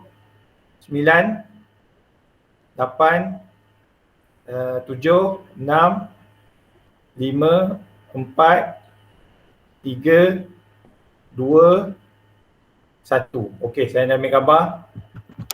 Okey. Terima kasih semua. Jadi kita ada soalan yang saya kira yang terakhir daripada Dr. Saiful Nizam bin Hassan. Assalamualaikum. Pada pendapat Prof dan Puan Mimi, bagi seorang pensyarah subjek yang berhasrat menulis modul subjek, di samping memerlukan pengalaman mengajar subjek dan nota-notanya, adakah pensyarah itu memerlukan sokongan moral dan spiritual untuk meneruskan hasratnya menulis modul subjek? Saya tak pasti modul subjek ni boleh masuk dalam kategori ni ke tak? Mungkin Prof boleh jawab. Dia penerbitan juga tapi dia lebih ilmiah lah. Penerbitan karya asli, buku teks macam tu lah. Okay. Hari ni tajuk kita media popular. Dia ni lebih kepada karangan karya asli. Kalau kita buku, kita punya subjek, kita nak tulis, memang bagus lah. Memang bagus kita tulis.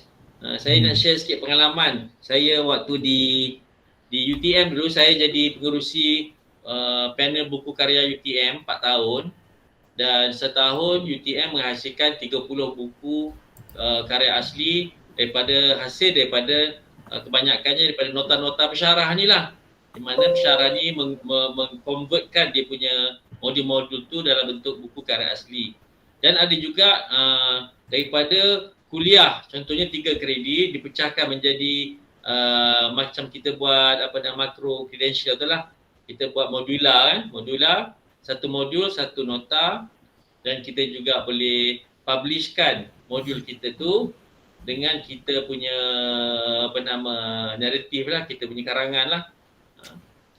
Bagus, dan sebenarnya itu merupakan tugas-tugas kita sebagai ahli akademik lah, menyediakan nota yang lengkap untuk pelajar. Itu lagi bagus walaupun kita boleh supply dia dengan buku-buku teks daripada luar. Memang saya lebih berpandangan di mana kita memerlukan membantulah. Kalau Dr. Saiful kata memerlukan sokongan moral, memang kita bantulah. Kalau kita ada pejabat penerbit di UMP ni, memang pejabat penerbit patutnya bantulah kepada pensyarah-pensyarah. Dan saya pernah juga pergi ke pejabat penerbit waktu tu. Pejabat penerbit menerbitkan beberapa buah buku karangan daripada staf-staf kita lah. Bagus. dan kita ada tinggalkan ilmu kita dalam bentuk buku, yang mana kalau buku dipakai oleh ramai orang, insya-Allah kita pun dapat manfaat je lah. Okey Dr. Saiful, Dr. Puan Mimi nak tambah kan? Okey, Prof, apa yang kita nampak tadi, katalah dia berbentuk modul ataupun berbentuk buku kan. Sebenarnya kalau kita tengok dari segi rencana, mereka boleh kongsikan konten tu untuk dikongsikan, sebab kadang-kadang orang non akademik dia tak tengok kan, maksudnya dari segi buku. Contohnya dia ada modul. Dia ada nampak modul tu, sebenarnya kita nak cerita tentang pelajar ni bagus dalam bidang ini contohnya. Kita katalah contohnya contoh apa mikroorganisma lah, sebab tak tahu yang FIF ni kan.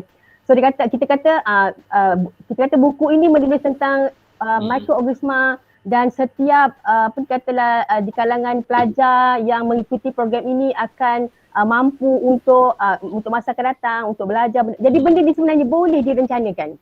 Yeah. So maksudnya kalau kita buat buku, kita tahu nampak kat situ ada ni Dr. Mat tu. Buku kita banyak keluarkan buku, tapi siapa nak baca satu buku kita yang tebal tu? Jadi kita boleh convert dalam bentuk rencana. Kita katalah tajuk kita apa? Kita kata masa tu otomotif lah, kita katalah contohnya kan. And then macam mana otomotif tu, macam makcik-makcik yang dekat kedai ni boleh faham, ataupun orang-orang kampung ni boleh tahu. Okey, bidang otomotif ni kita kata tentang belajar tentang buat apa contohnya. Oh, dia kata anak dia bagus dalam bidang ni. So sebenarnya apa sahaja benda kita boleh rencanakan. Dan beza dia rencana atau berita tu pendek, rencana tu panjang. Tapi ikut ciri-ciri yang kita sebutkan tadi. So semua boleh menulis. Kita memang sangat galakkan apa sahaja convert dalam bentuk rencana, dan kita boleh bantu. So ada intro, ada isunya apa, and then ada pendapat, and then closing. Macam tu je. Okay. Terima kasih banyak ya. Sebenarnya saya memang ada hasrat nak tulis modul subjek organic chemistry, tapi buat masa sekarang ni saya masih fobia dan frust. Target dah ada, nota dah ada, pengalaman pun dah ada. Tapi disebabkan saya frust dan fobia, masih tak agak-agak. Kenapa doktor? Kita kalau tulis modul nota untuk pelajar ni, kita dah ada di kita punya customer. Pelajar-pelajar kita punya akan membelinya. Cuma kita buat dalam bentuk yang lebih organize, dalam satu bentuk buku, dan kita hasilnya itu ialah kepada pelajar-pelajar kita juga. Kat mana dia punya blog dia tu? Sebenarnya pernah sekali saya menulis satu subjek, tapi disebabkan kena condemn, jadi saya dah jadi fobia dan frust lah sampai sekarang. Biasalah doktor, bila kita bermula dengan manuskrip kita dan pihak penerbit, saya percayalah kita akan ada internal assessor dan external assessor yang akan memberi komen.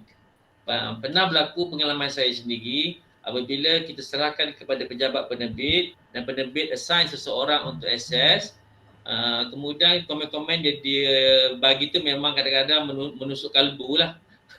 Menyebabkan macam Dr. Saiful kata tadi lah, kita pun rasa tak nak lah, susah sangat nak rasa. Tapi bila kita berjumpa balik dengan pihak penerbit, mungkin itu adalah pendapat assessor yang nombor satu. Kita bagi kepada assessor nombor dua, tengok benda-benda macam tu kita kena deal dengan pejabat penerbit, sebab kita percaya seseorang tu ada dia punya hasil yang kita boleh ketengahkan, kita kongsikan. Maaf Prof dan Cik Saiful, kita ada soalan terakhir. Lepas tu kalau Cik Saiful mungkin buat discussion lepas ni lah. Soalan terakhir daripada Prof ni Abdullah, adakah isu hak milik ataupun copyright UMP/persendirian tidak relevan dalam tulisan umum seperti ini? Nampaknya isu ini tidak dibentangkan di sini. Ya.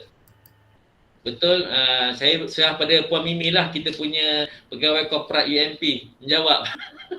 Okey, sebenarnya kita ada etika penulisan, dan saya rasa dari segi copyright ni di PNI pun ada detail perincian tentang etika, bagaimana etika sebagai pensyarah dalam dia punya pendidikan dan juga penulisan.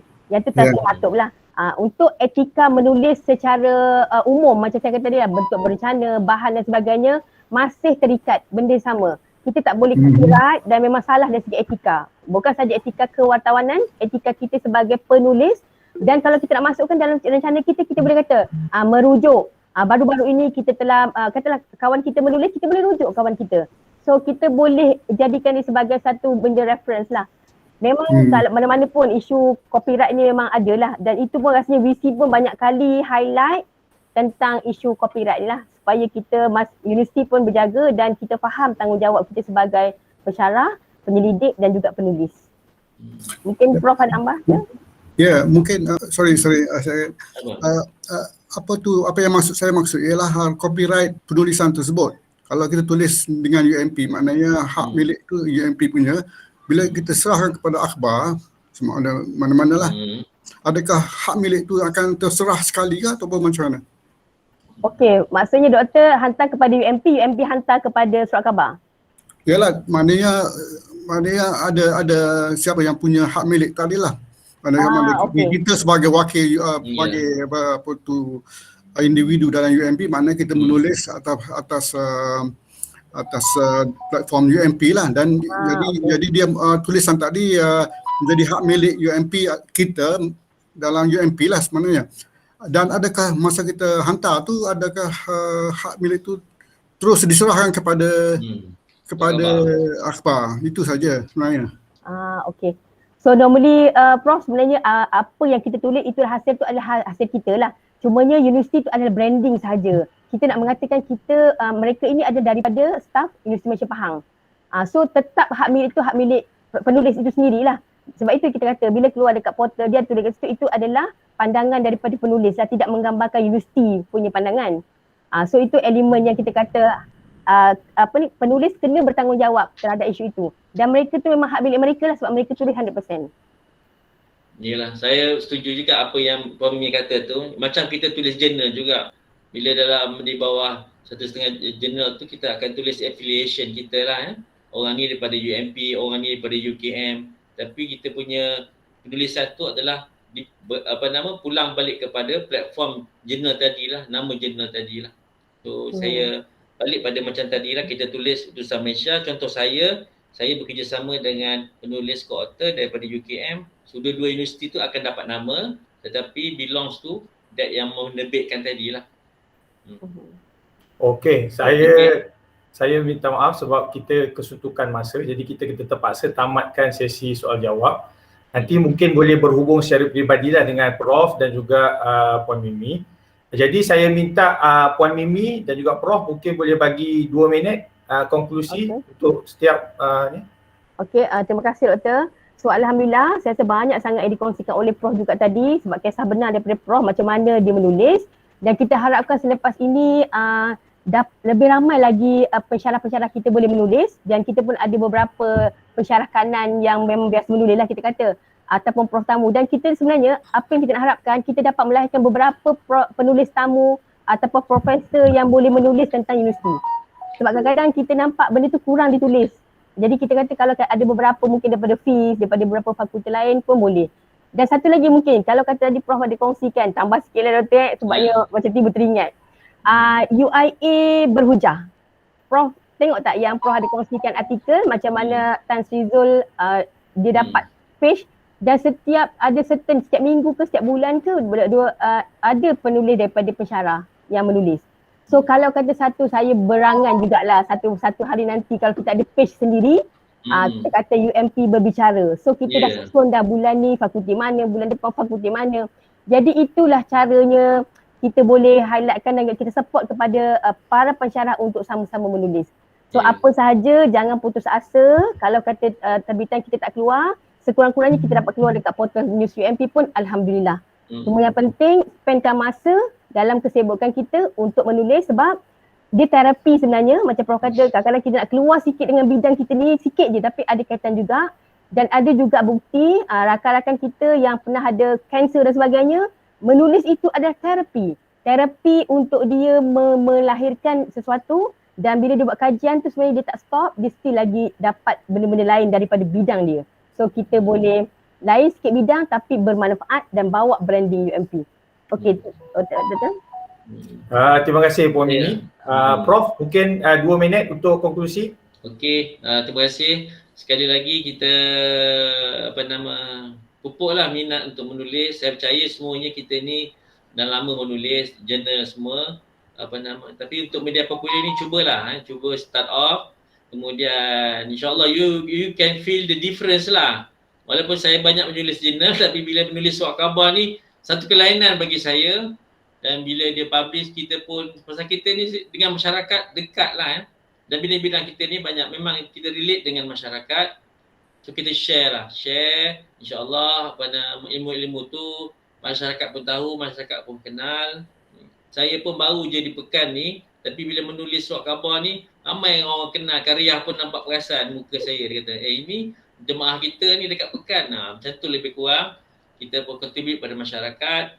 Dan memang jadi satu terapi pada kita, walaupun tidak dikira dalam kenaikan pangkat ke apa ke, monetary ke, tapi ialah satu sumbangan diri. InsyaAllah kalau ikhlas dalam kita bekerja, kita insyaAllah dapat berbakti lah.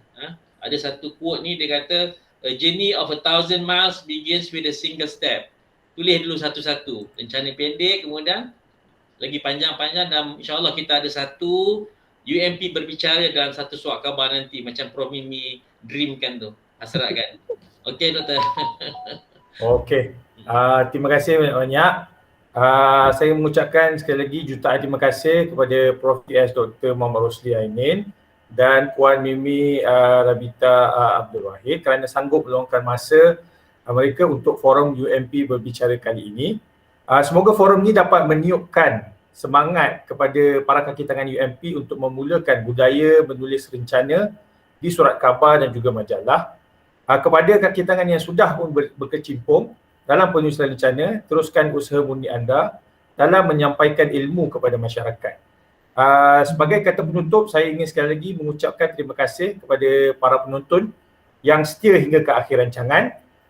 Tidak dilupakan juga sekalung penghargaan kepada Fakulti Sains dan Teknologi Industri kerana menganjurkan forum UMP berbicara.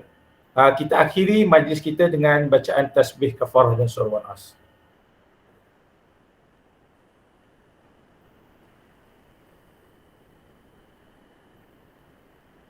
Assalamualaikum warahmatullahi wabarakatuh dan semoga kita berjumpa lagi di masa hadapan. Waalaikumsalam warahmatullahi. Terima kasih. Terima kasih banyak semua. Thank you. Terima kasih. Sama. Thank you Tuan Haji. Sama-sama. Terima kasih Datuk. Assalamualaikum Prof. Salam Prof Nik. Terima kasih. Prof Nik jauh Prof Nik ni. Kita boleh menonton. Ada di mana Selangor? Selangor tak boleh bergerak. Yes. Di mana Prof Nik? Semenyih ke di ni?